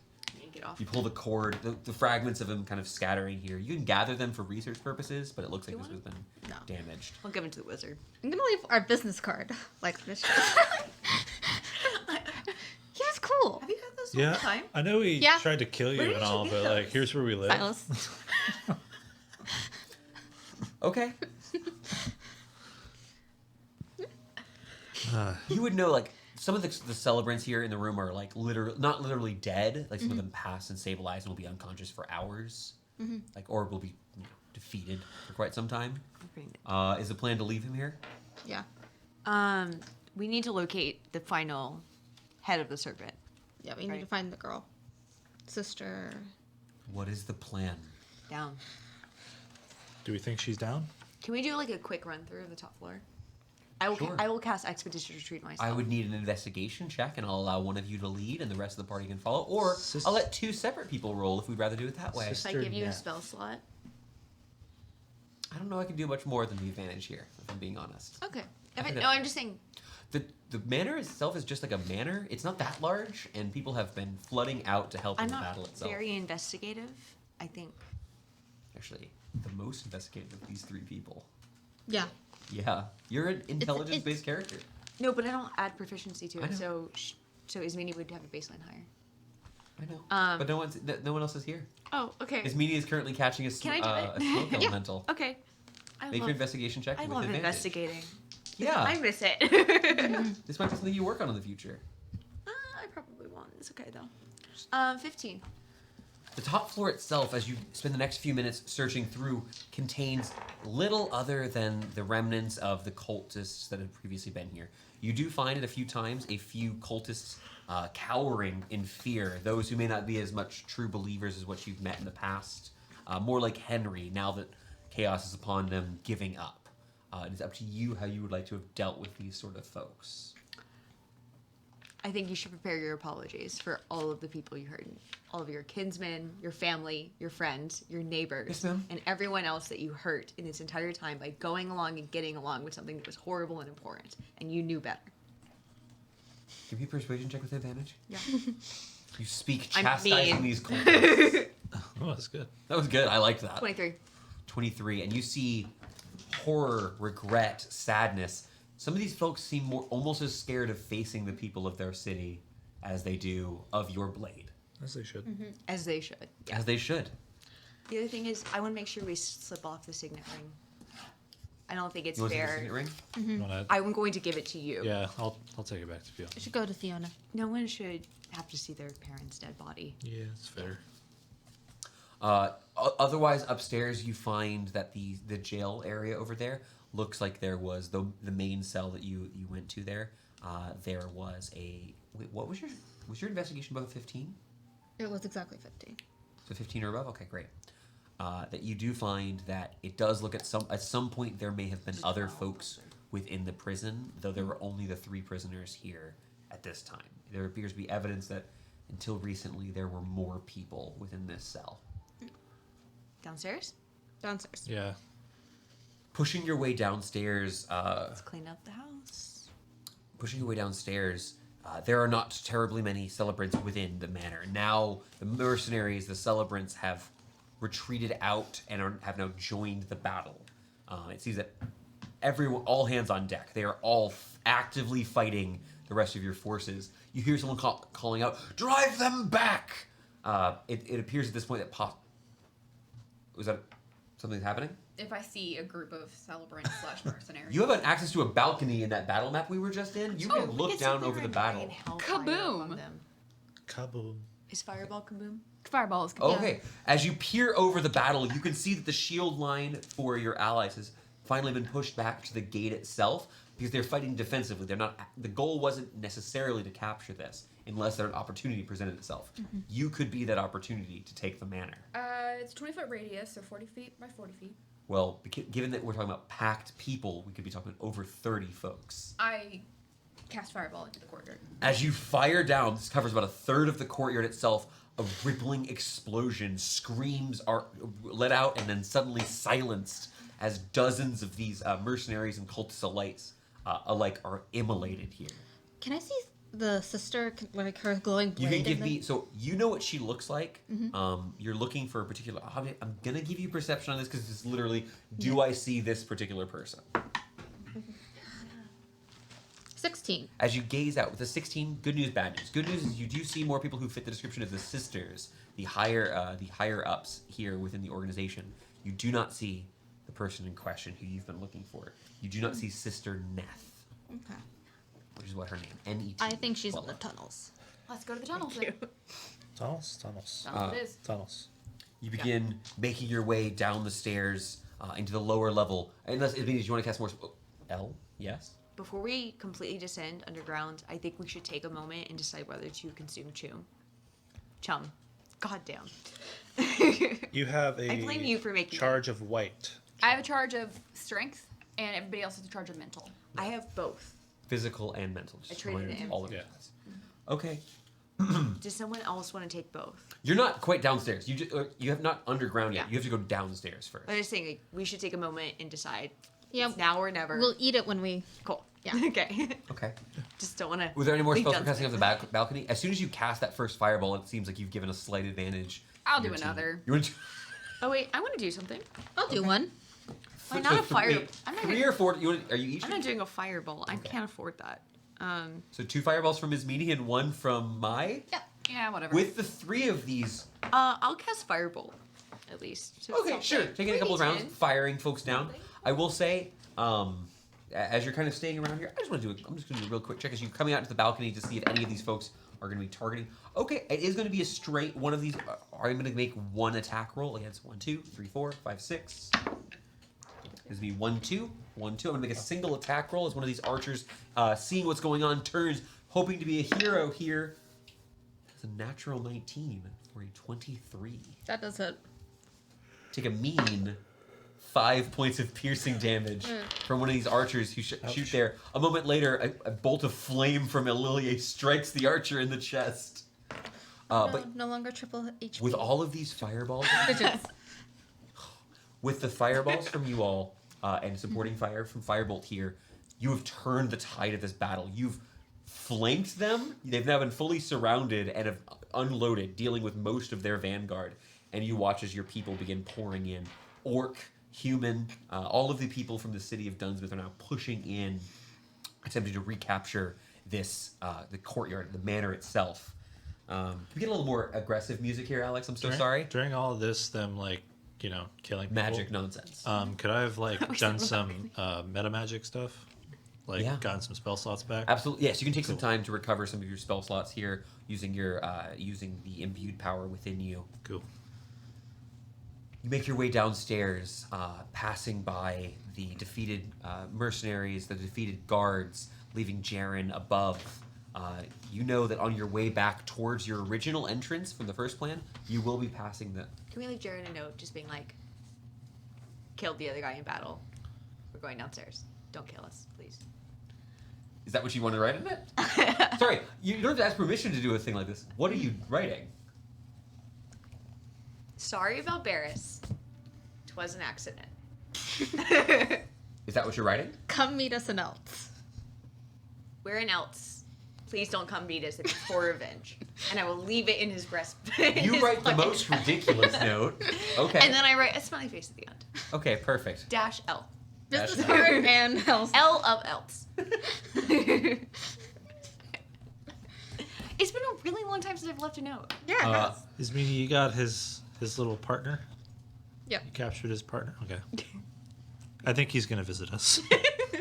Maybe. Yeah. Let's get We the have cars where it collateral. takes us. You left a business Collateral. card. I did. You descend to the we lower carry on the level. tradition. You know the fastest way to the tunnel would be to head towards the entrance you originally were going to come into the building from, which would mean you're passing by the study. I just need to know if we're still stopping there or are we not stopping there at all. Want to peek in? Let's peek in. Peek in for 2 seconds. Yeah, check it out. Percepts. Move on. Quick Yeah. perception. Visually interesting.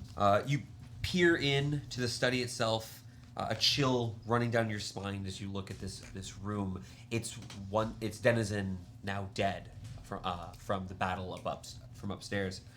The room is dimly lit, flickering candles placed atop candelabras that litter the sides of the room. They cast eerie shadows across the wall itself.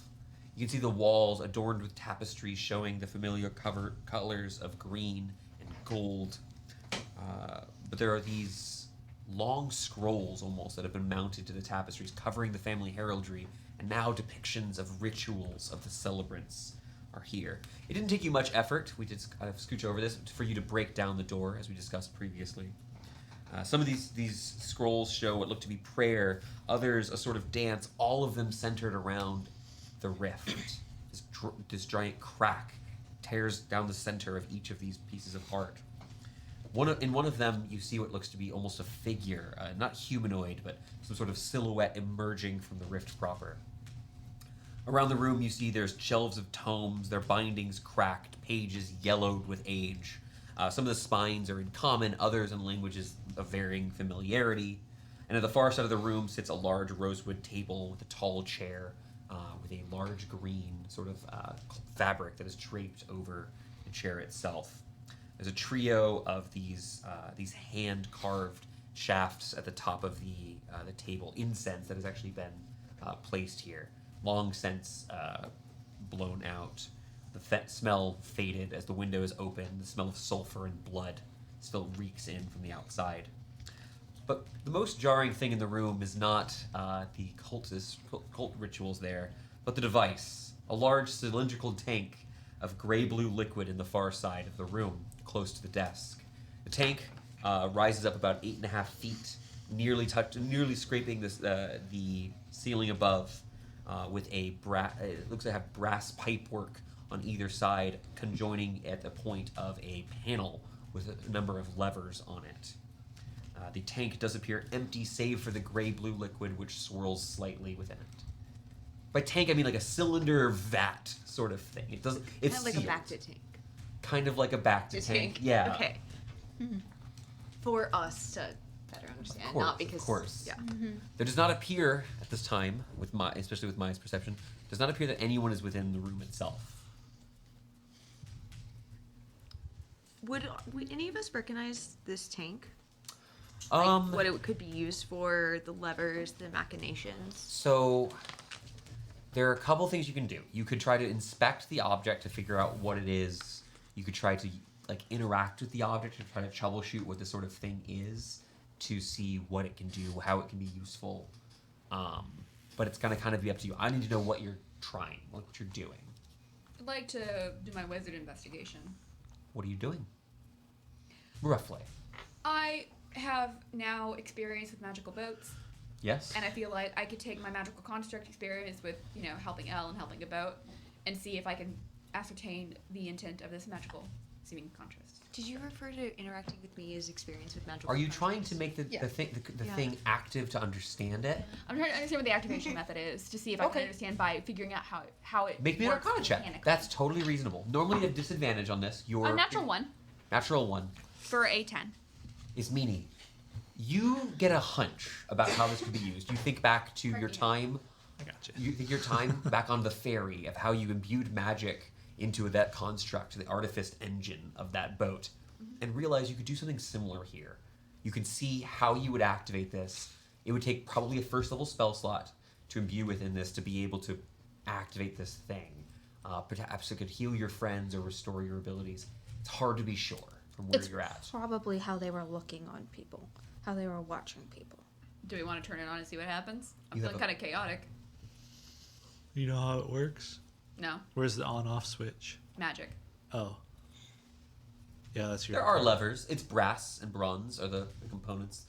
There's a slight yellowed appearance to the tank itself. The glass is not perfectly clear. I did not prepare remove curse, so if you get cursed, that's on you. Everybody go to the other side of the room Okay. with Raunor. Okay. And Elle. Elle's not here. I'm demanding Elle goes to the other side of the room. Sure. Yeah. First level spell slot. You imbue the spell into your palm, take one of the levers, and pull it back. You feel as the power is siphoned from you. And from that low check, you were confident of one thing. This wasn't a failure in this one respect. You know this device is made in such a way where it's amplifying that small motive power you've given it.